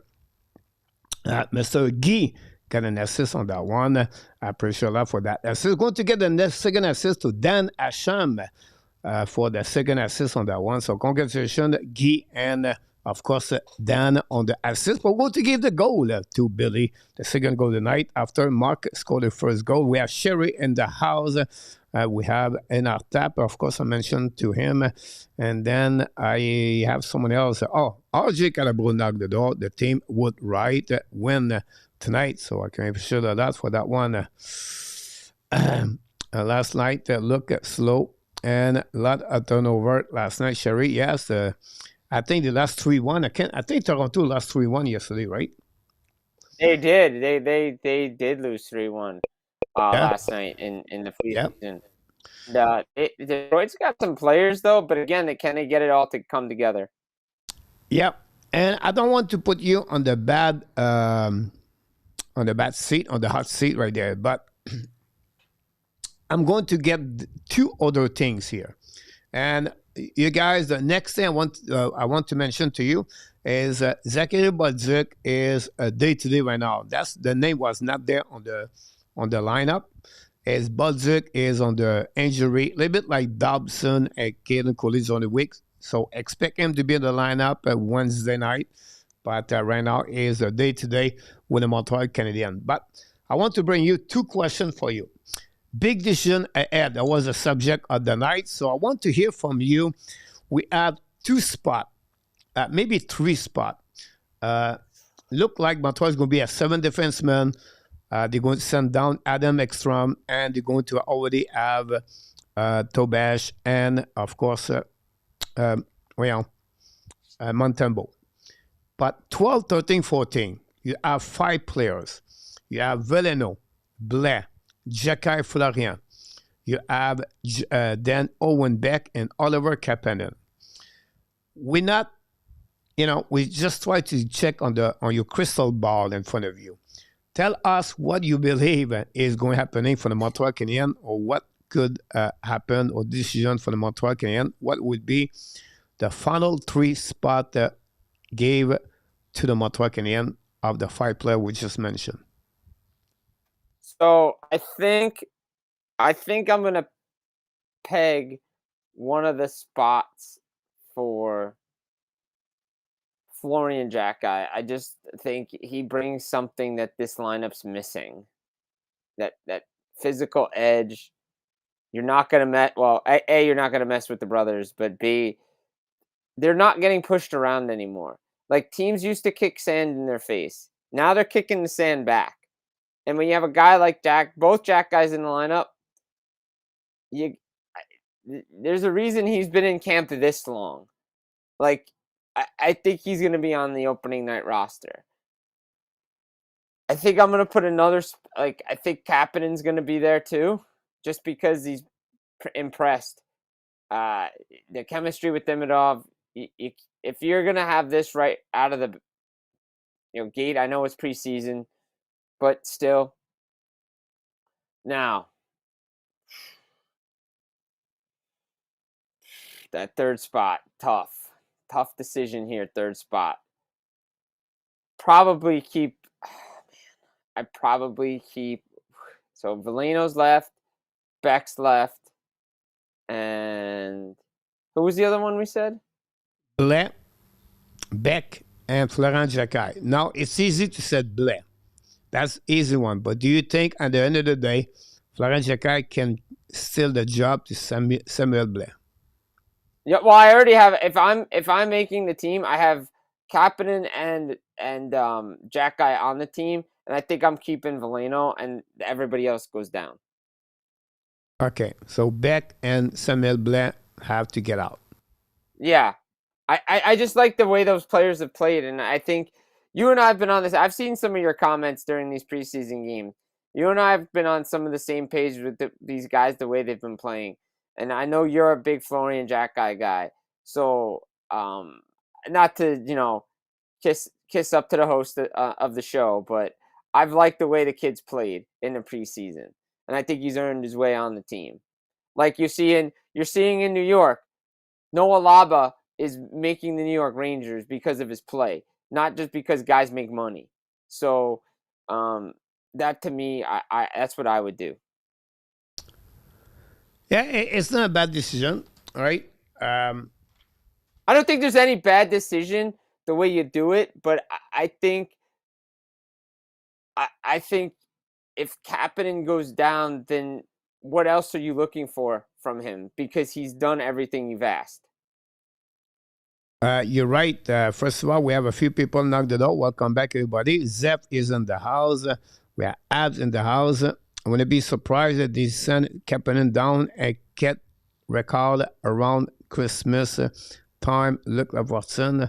Here's what I'm thinking about this. I think for me, they're going to keep Kapanen. They're going to keep Joe Veleno. They're going to send down Owen Beck. Now, I have one spot for two players, Samuel Blais Yeah. and Florent Jacquard. Now, the problem is this part, is if you play a 12 forward, you have two extra players. Yep. Whatever you put Jovenel out of the lineup one night, but you have to send out, example, Kapanen or Florent Jacquard there. For the benefit of Jacquard, right now, it would be better for him to go to Laval and play. If Montreal have an injury or they need him, they can call him up, back and forth. That's no big deal. Because if they lose Samuel Blais on the waiver, where I would be shocked, but it could happen. Montreal right now have only Joe Venano after that. Right. For that part. And Coach, we have to take into account as well. This just isn't. We think these players are going to be on there, but don't forget, this is where the waiver exemption does come in, because if guys are waiver exempt, like some of the young players, they're the ones that will go down because the team they won't lose them. Yeah. I agree with you. A lot of comments in the chat by Darrell in our tap and Butch on that one. Mark also, I know Blair is a journeyman, but he have a great cam and we could use him grits. Yeah, I agree with you about that. The sentiment I agree with you the too. team and the mother will be making a lot of trip to Montreal. Eduardo, thanks again. Slick is in the house. Marty said he will decide tomorrow who is in the lineup. You're right about that. About the lineup for the Montreal Canadiens tomorrow. And Audio Budzik and Blais. Audio Murphy.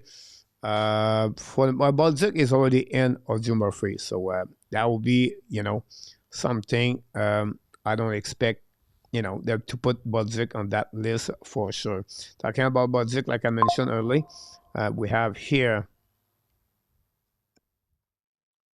Budzik day to day for the Montreal Canadiens. We talk about this a bit early. I want to talk about a couple of things first, and then I'm going to do the preview Ottawa, and then if you want to do the Frenchy quiz, you're welcome, Jim. But this is the big subject since Mr. Jackson, Lacombe, and Luc Hughes signed a contract. Everybody on that one. Today we got an info from who get out that one? I can't remember. Marco D'Amico of RG put something out about. Yeah, but it was after David Bagnota or Darren. Yep. I think it's David Bagnota or someone else. Anyhow, yep. Yeah. Question behind that is, okay, they expect he's going to get less money to play in Montreal. He's going to get 8-year deal, everything. My question of the day yesterday was about Hutson contract. Tell us, what do you think about that contract? How you feel about that? What you expect Montreal going to do that, and how much it would be? Look, I mean, I've said this. I said this in my hits over the summer. I've written it. I just wrote it yesterday.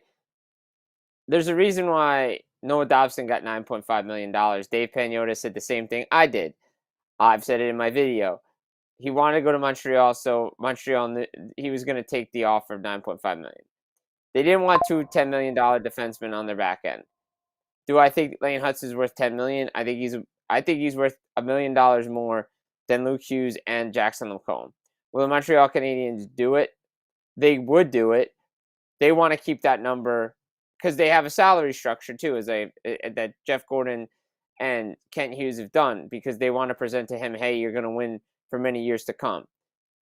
I still believe the number's over 9. If they get it under 9, hey, that's the heist of the century for a kid like this. You can present Kent Hughes and Jeff Gordon statues in Montreal for doing something like that. If anything, I would say it comes over. If they want to keep it under Dobson, but they want to have to say, hey, he's better than those two players, you come in at $9.25 million and you make the structure work. Again, do I believe he's a $10 million defenseman right now? Yes, I think he's a number one.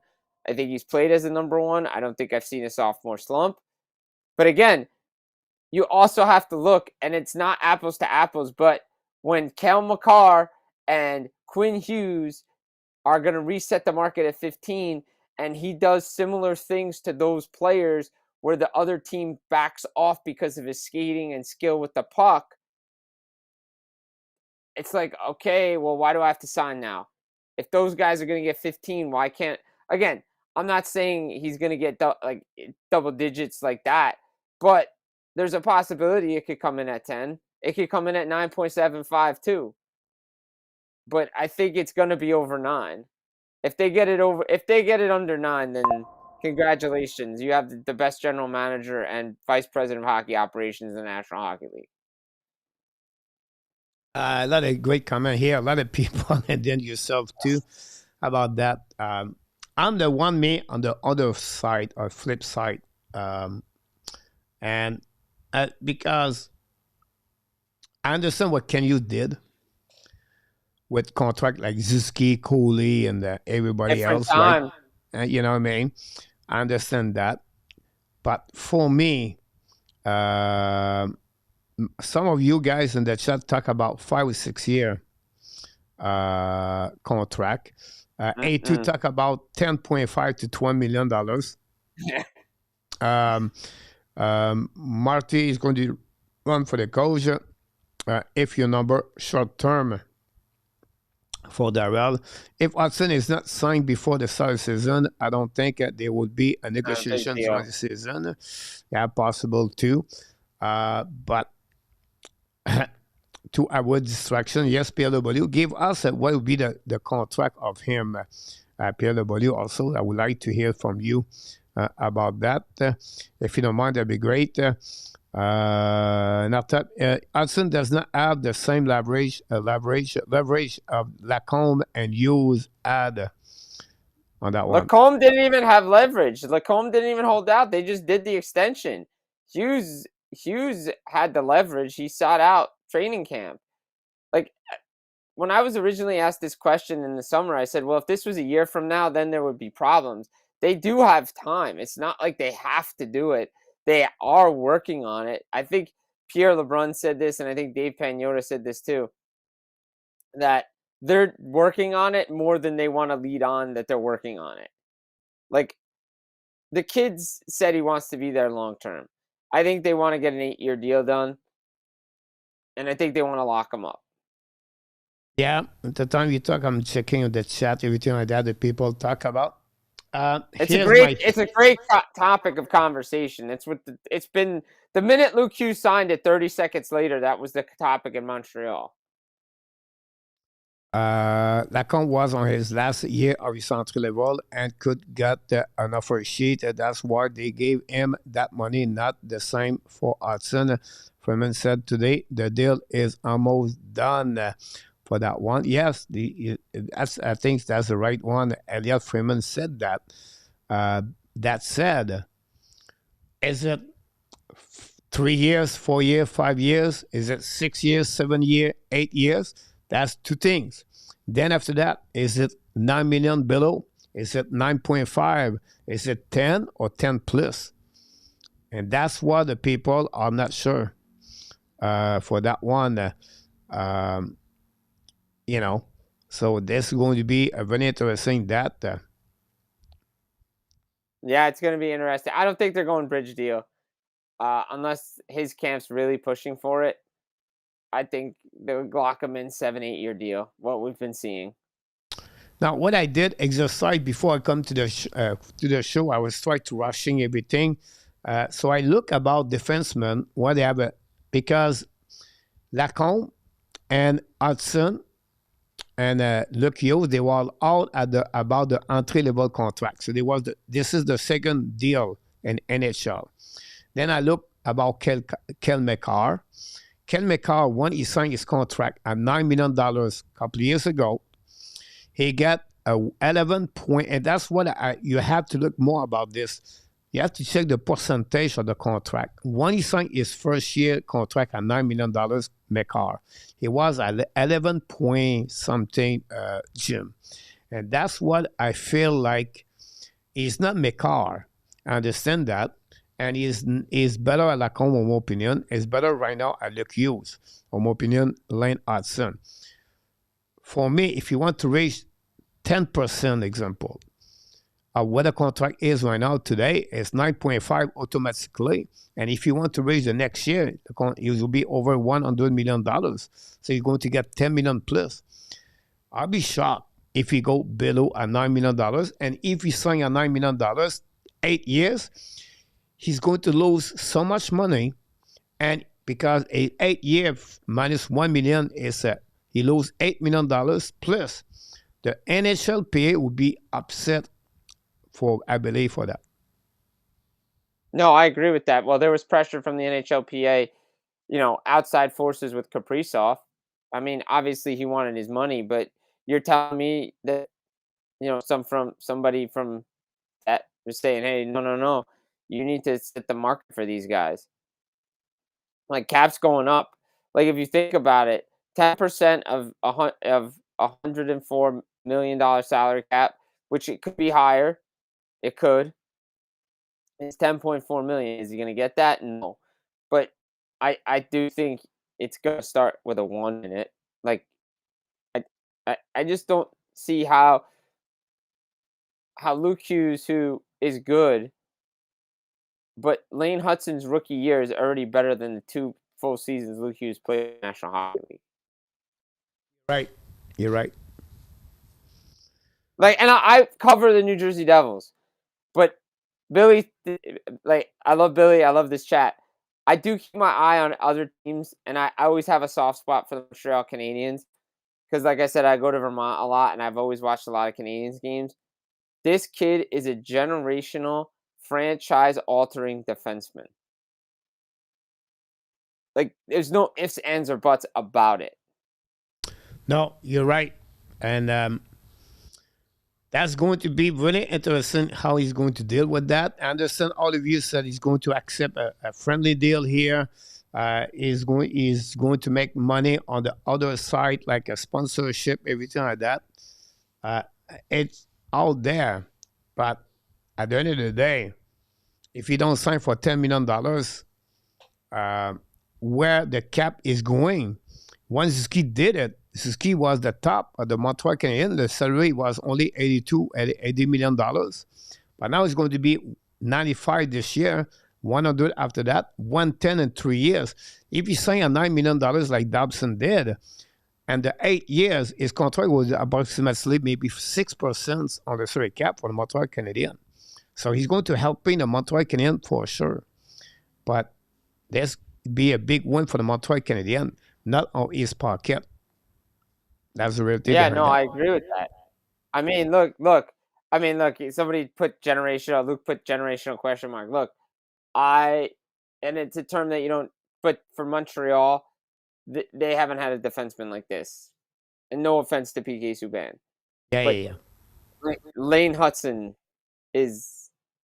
When you're already getting comparisons on NHL Network from a guy like Dave Reed, who's won 2 Stanley Cups, putting him in the Quinn Hughes territory of what he can do on the ice with the puck and what opposing teams have to prepare for, that's franchise altering.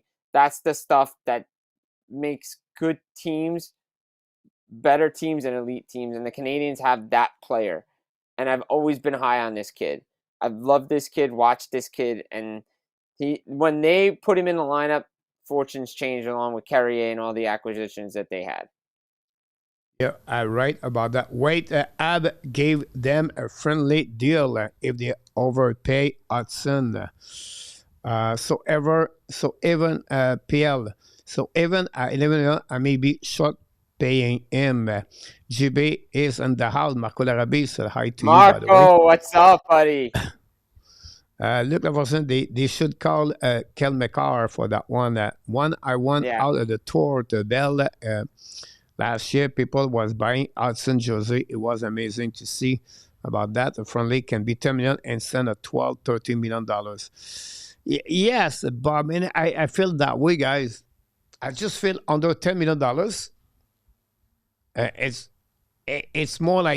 It's more like a friendly deal, Bob. Under $10 million, it's like at the dollar store, $1, Mr. Jim. To get that deal, I believe, on that one. Or the goodwill, if you want to get there too. Yeah, you can pay me in goodwill. I take money. Thank you very much. About that, it was another level 2A2. We talk about PS comments. McCarr is generational. No defenseman can do what he can. Hutson cannot score. McCarr neither can use. No, and to say we don't talk about the contract of Ken McCarr because Ken McCarr, when he signed it, was 11%. But with the new way they go to get, McCall can get another contract letter. He can get $16 million, like you mentioned in the chat early. But right now, I think for me, he should get at least $10 million. That's my point of view about that. And my final point is on this. If Luke Hughes and Jackson Lacombe are getting paid what Cale Makar is getting paid right now, then Lane Hutson needs to be in that category too. If not a little bit more, because we know Makar is going to get more. Yeah. It's a little bit like you cannot compare Nick Ski to Sidney Crosby example, right? Right, exactly. That's the same way I see Luke Hughes, Lane Hutson versus Kel McCall. It's not the same on the same page a lot. And after Hutson does not have to get the excessive contract to make more money que others. If people consider Hutson a franchise player, then franchise players are not getting quite a good payday. Well, they view him as a franchise player. People should view him as a franchise player because he's going to win Norris Trophy eventually. There are guys out there that, again, the issue is for me is generational gets thrown around too much. And there's players that are franchise players. There's elite players. There's good players. Hudson's in that franchise altering to me. And that's my opinion on that. Exactly. The second thing I would say to you, if I represent Lane Hutson, I'm the agent of Lane Hutson right now. With what's going on in NHL, I understand what Kaprizov did. He's not the same age. I understand what Luke Hughes did and Jackson Lacombe. But if you put both there together, I see Lane Hutson better on my level of my on my role on my team. That said, for Lane Hutson camp, I would prefer to sign a short contract, a short term, a 3-year deal, a 4-year deal. Eskinen did it. Quinn Hughes did it. Ali did Matthews did it. Noah Dobson did it. All the defensemen I'm talking about. They did a 4-year deal, and they got that money. Quinn Hughes, 7 point something. At that time, it was about 8-9% of the contract. If I Lane Hutson, I would say, look, I would go with $9 million and give me 3 or 4 years deal right now. I'm going to go renegotiate in 4 years. For the Montreal, it's not good. Montreal looking for booking for 8 years. But for 8 years for Lane Hutson, to go under $10 million, he's losing money. And I can understand he's friendly. I can understand love Montreal. I can understand everything you mentioned in our tap other people.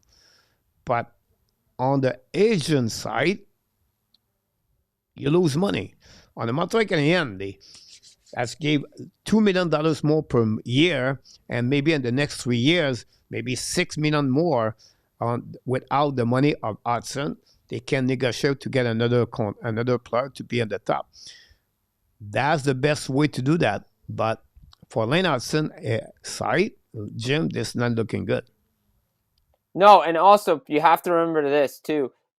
He has until October 6th to sign an 8-year deal, because as of October 7th, all the new procedures go into place with the new CBA. Now a 7-year extension is the max. There's no deferred money, signing bonus structure. All that stuff changes when the new season starts, because a lot of the new CBA things they put into place early.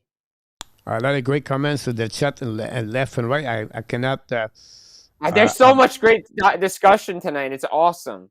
I know. It's really a lot of awesome. comments left for the people to know the price, everything. You're right about that. That a lot of things going to change the next couple of weeks. Next week, honestly, for that situation for the contract. But for me, that would be the way I see that. By the way, guys, by the way, PLW. By the way, he cannot get offer sheeted. He's a 10.2C RFA at the end of the Yeah. year, like you heard. So the team has team control, so no team can offer sheet him. Yeah, I'm sorry about that. Hutson has to be top 10 pay initial difference if his agent guarantee him that. Hutson could sign a 1 year deal so he can then be available for an offer sheet after that. Yeah, he can do that. If he can 1 year, and then after that he become RFA offer sheet. That's a negotiation, but that's not the right things to do, I believe, for an agent. I think a 3-4 year would be the right things to do for him. And Bob Smith, how much money you want Hutson to leave on the table per year? That's what he does not leverage to get an offer sheet and after that, but still he can refuse to get the money. He can say, "Look, it's not good enough." For me, under $10 million is a steal for the Montreal Canadiens. Yes, you can give it 9 million, 9.5. It's still a steal for 8 years, Jim. No, I 100% agree. It's a steal of a deal if he gets it. For me, that's what I said. He go lower contract, a 3-4 years deal. If you want to give under the salary cap a 9.5, that's good. That's good for him. He get, honestly, he get already like $38 million or something like that. And then after that, he's going to get the chin for that. So I think for me, would be very interesting this contract. Again, everybody was waiting the winning game for who's get the first contract, how much money they gave. And for me, this is what's going to happening for that one. Roger Delaney is in the house. Welcome back, everybody. And a lot of comments, guys. We can pass all day, but we want to finish the Frenchy quiz on the show tonight. If you don't mind, that'd be great. And because we have other things going on after the show from other things, by the way. Let's see what we got here. The Frenchy quiz. I'm looking now for the clash. It's not right there. The Frenchy quiz. Now, Jim, that's your second participation at the Frenchy quiz. It is my second participation. I I'm was sorry, you're not there, but you're going to be there. Hold on. I'm not. I think you took me out. There we go. Sorry about that. I mean, I don't have to participate. I can go watch hockey if you want. I mean, that's okay. No, you get there. I want to know tonight, guys. Because the last one of the season, the summer, I gave that Frenchy quiz on the 10. The difficulty tonight, guys, is only 7. So it's still hard. So it's going to be. It's not easy. I understand. I think 3 of them, maybe 4, is easier, like usually it is. 1 is really difficult. But we'll see what the performance. We have to congratulate Luc Lafortune and A2. Both of them lead the leaderboard with 4 weeks. They win. And PS won the last week. So thanks for ability to be a part of the show. Don't forget, please, to click on the like. If you don't mind, that'd be great. And the last time, I believe they did 1-5 or 2-5. It was 1-5. I'm not gonna pump up my own record. I was 1-5. Okay, tonight I believe you get at least 2 tonight. I'll be not surprised. I hope so. You're going to get there. I think you're going to get that one, Jim. So let's move on here for the next one here. Mark, everybody, Guy, everything. Be ready. Stand them and wait for that. Here we go. Question number 1.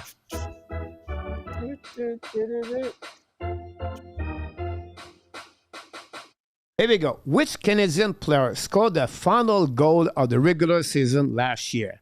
Not in the playoff, regular season. Caden Cooley, Jake Evans, Nick Zuski, Mike Madison, and Joel Armia. Good luck, everybody.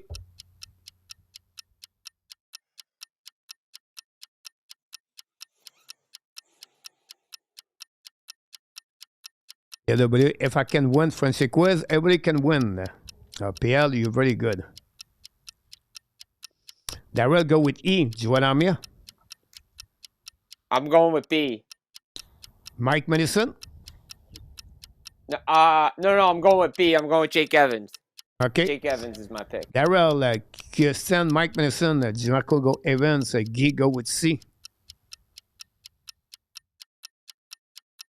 Don't forget, after the game, after the show tonight, we do the Zoom for the fantasy hockey. Don't forget to follow us.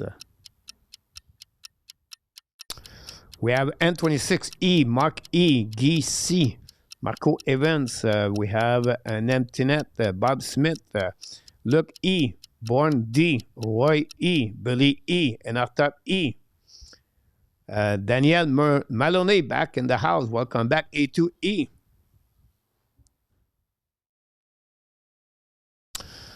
We have Luc E, Willie B, Claude Richard E. Surprise, Willie does not copy in our tap, by the way. So we wait a little bit more longer if we have other questions, other answers. PLW go with Evans. Tony, welcome back, Tony. Go with A. I think you're the only one get A, by the way, Tony. So maybe you can surprise everybody on that one. PLW get B. All right. I think we got everybody here in the chat.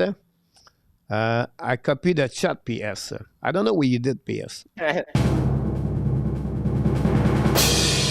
But Jim, you scored the first goal of the game. All right. Jake Evans scored a goal. It was an empty net like Marco did it. Kenan Cooley have a goal in that game.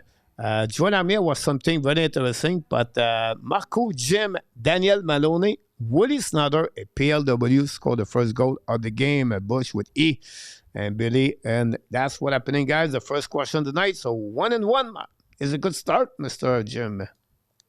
Hey, I'll take it. We're going to give the goal to Ron, by the way. Yeah. Why not? Why not? Why not? Why not?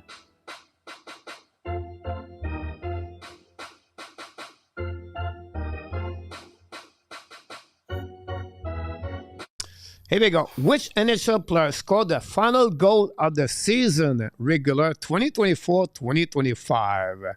Zane Parekh, Sam Morton, Frank Venetro, Taylor Ward, or Hunter Bruzu de Wicks. Good luck, everybody. On that one, who scored the last goal of the season 2024-2025 in NHL regular season only?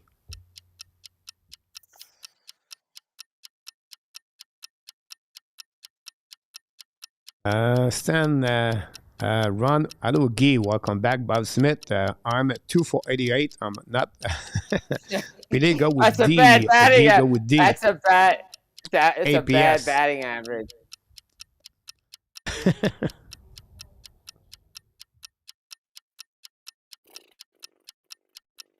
Ron go with C. Frank Venetro. I think he had 30 goals last season.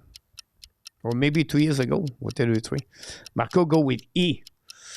Born sure. go with A. I don't even know if his name. Dan go with E. Might have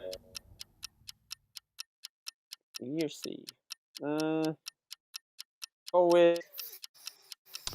Royal, welcome in the C. house. Thanks, everybody. Don't forget, guys, to click on the like if you don't mind. That'd be great. Sam Morton, Royal.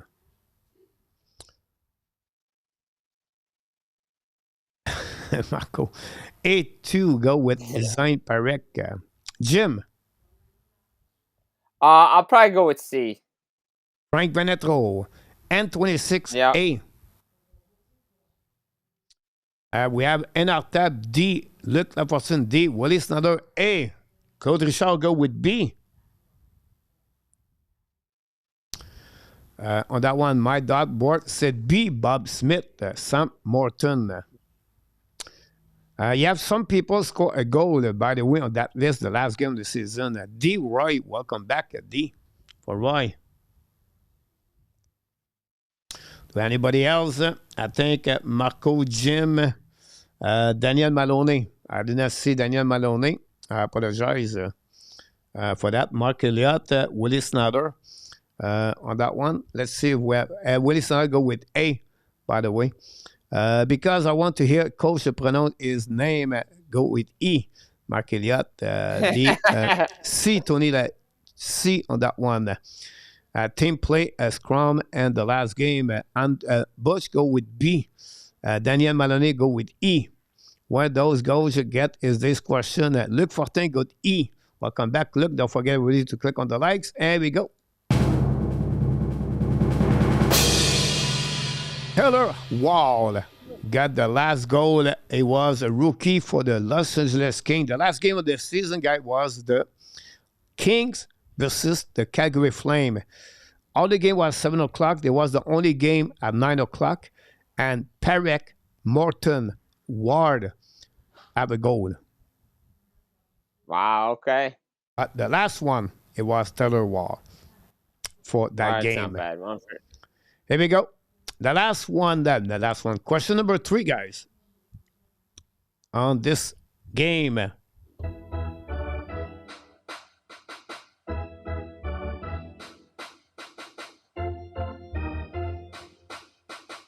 By the way, Billy, Guy, and Artap, Luc Lafortune, and Roy score a goal where nobody take the lead at 2 Jim so far. So that's good news to hear that. Question number 3. The most NHL game among those drafted by the Islanders from the list below. One of them had the most game play in NHL, but they are drafted by the New York Islanders. Andrew McDonald, Scott Mayfield, Sean Birkenheim, Tommy Salo, or Bill Berg. Here we go. Good luck, everybody.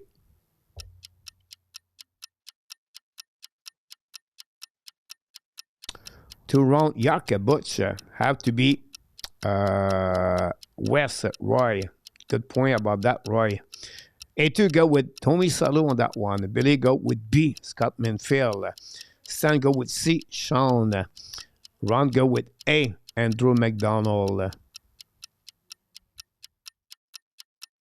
There we go. We have Marco A, G, E. We have Danny back in the house. Danny, welcome back, Danny. Thanks to be with the Hockey Nation Live Show. And 26 go with E. We have Bourne go with A. Markelia go with D.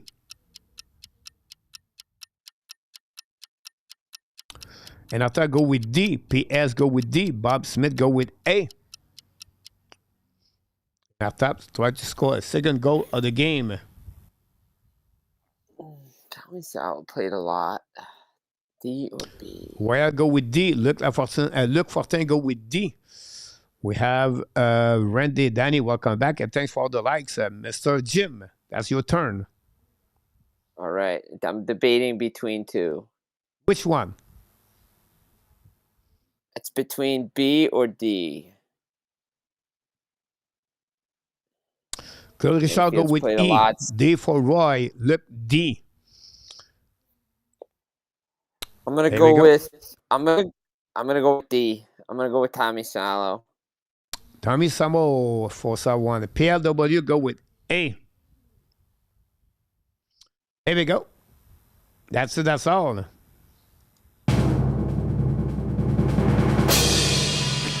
Andrew McDonald is A with 586 game for Mr. Andrew McDonald. Willie Snyder got with C on that one. And Bush go with Salo. Hopefully you're doing what Danny said in our top sheet. Mayfield recently, yes. Now, Marco scored a second goal. PLW scored a second goal. Ronwick King scored a second goal. The lead, Bourne Bobby Smith scored a goal on that question. Congratulations for all of you so far. 2 and 3. Question number 4, Jim. You are right now 1 and 3 so far. Not bad. Not bad at all. Not bad.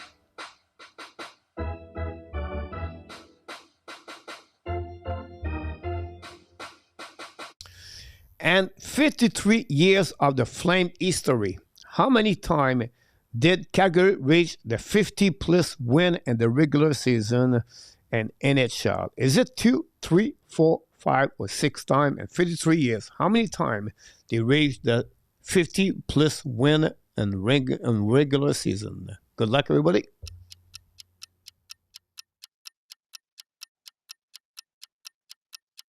Uh, 03823489 Bob. Boo Abs Boo at Roll the Abs. A2 go with A. Billy go with B. Mark, yes, Blue Jays. Yeah, the Blue Jays need to hit better tomorrow. Danny E. Daryl B. Ron with B. Billy B.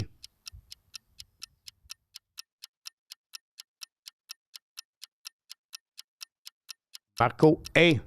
Stan D.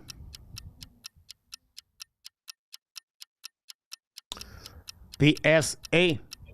We have N26B. Born to be B. Luke Leverson C.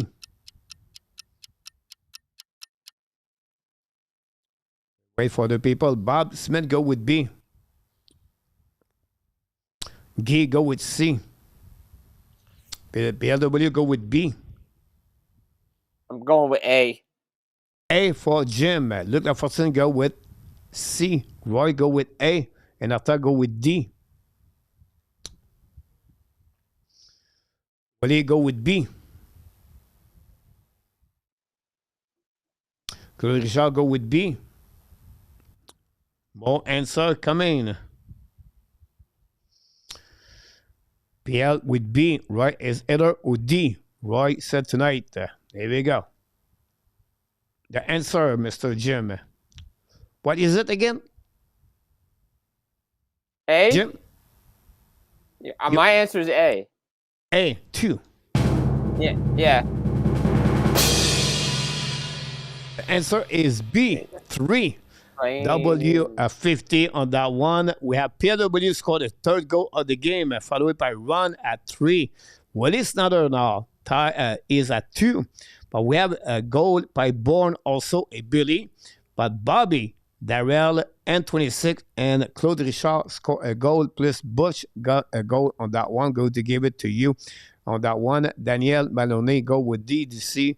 But it's B, Daniel, on that one. Butch scored another goal. One thing is good tonight, guys. We have 1, 2, 3, 4, 5, 6, 7, 8, 9, 10, 11, 12, 13, 14, 15, 16, 17, 18 players that have one goal tonight. So if you're 0-4 like Stan, not looking good. No, not looking good.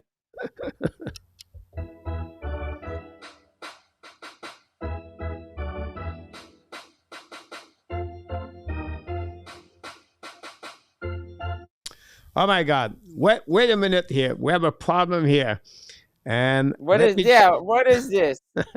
We have a problem here. The questions and the question does not reflect the answer. So wait a minute. Yeah. We're going to fix this, everybody. It's live, so I don't know why the question is not there, but we'll see. It's which jersey from the Kings never been wear in NHL? So let's see you get there right there. That's funny. It's the jersey of the Los Angeles Kings, guys.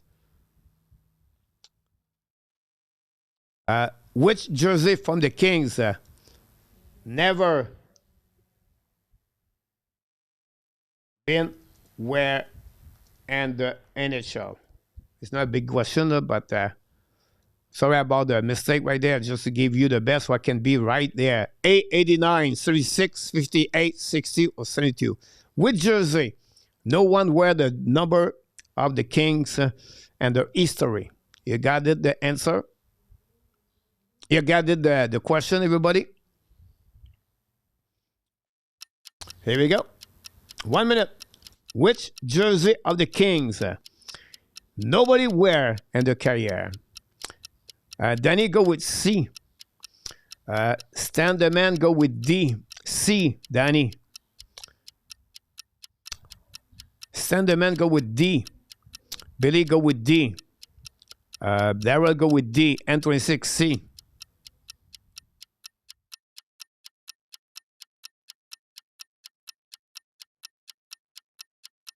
Daryl go D. N26, C. C, Danny. Marco E. Guy for D. We have Born with C. In our tap, not in our tap, is C. 00 is my guess, but I chose E. 72 Mark. Bob, go with C. PL, W, go with D. Claude Richard, go with C.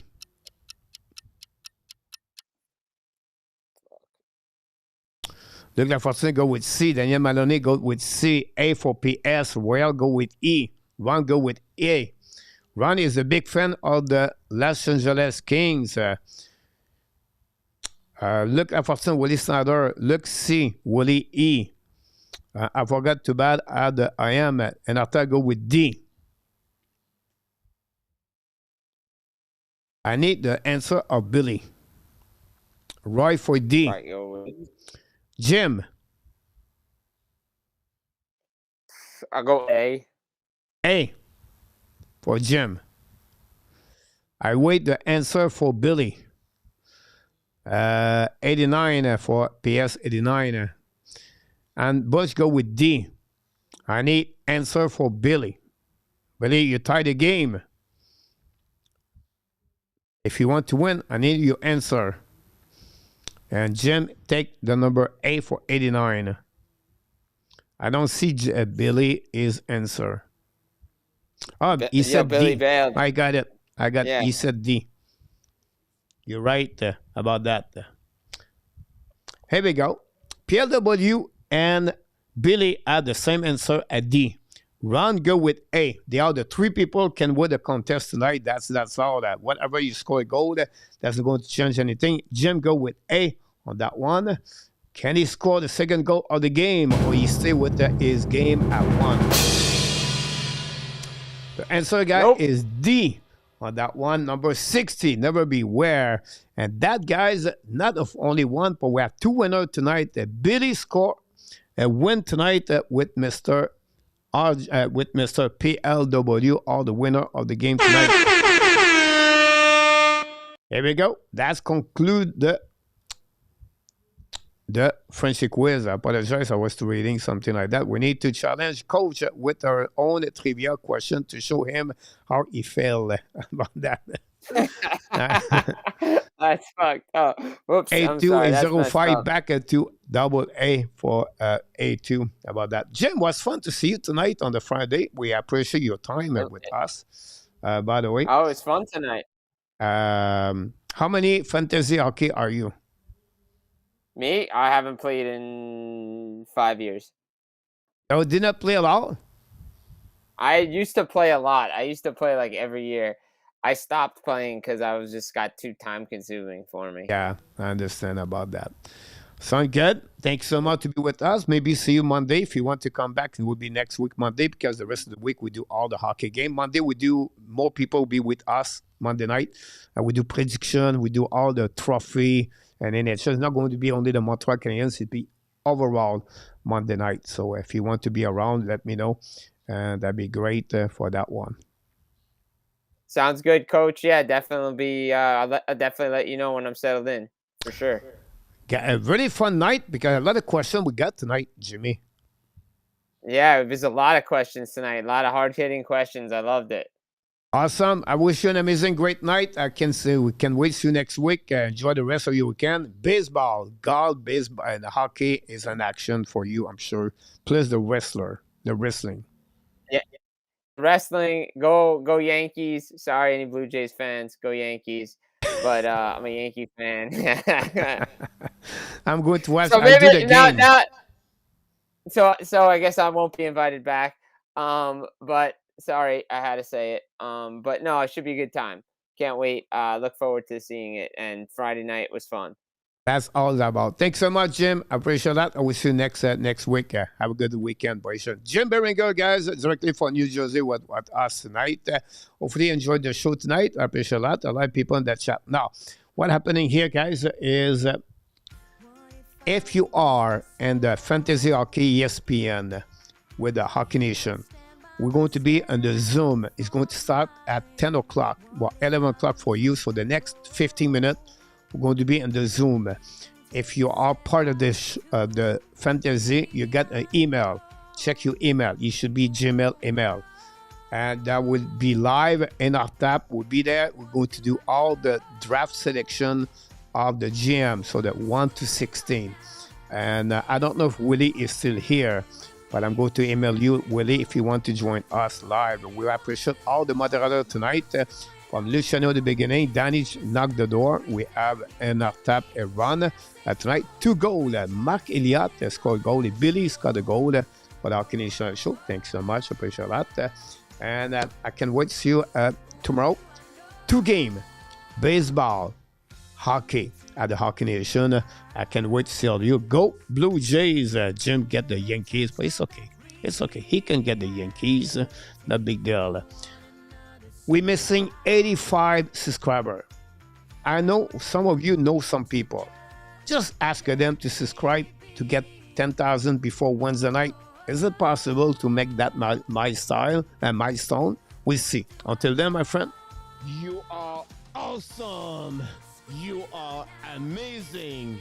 You are the best. And remember, you have greatness inside of you. Exactly what I'm talking about all of you tonight. Until the next time, my friend, be well, be healthy. Find a way not only dominate your day, but find a way to dominate the second app or what? 2025. We want to thank NRTAP at the Grill Barbecue tonight. We want to thank Billy Barr at the Billy Bar, Mr. Billy. And that was the last night, the last time of the fun Friday night of the summer 2025. Congratulations for A2 and Luc Laportine. They finished first on the standing. We're going to do more Frenchy during the season. But now we bucket up with all the Hockey Nation play-by-play. Friday night, the Laval Rocket, maybe NCAA, NHL game. We're going to do more NHL game, play-by-play, early game, late game. More to come here at the channel, so don't forget to subscribe and click on the likes before you get out. We missed maybe 1 or 2 to get 40. And of course, we would like you to become a member of the channel or the Patreon. If you don't mind, that'd be great. Merci beaucoup, Danny, Claude, Pierre W. Congratulations. Baseball tomorrow, Pierre W. He's going to be ready for the playoff MLB. The Hockey Nation, the Hab Nation, and all the animal in the jungle of Thailand. Want to tell you one more thing, sir. We love you, friends. Have a good night, everybody. See you tomorrow. Good night, Mr. The Habs, Troll the Habs. Roy, have a great night, my friend. A great day. And Claude Richard. Here we go. Oh. And booyah.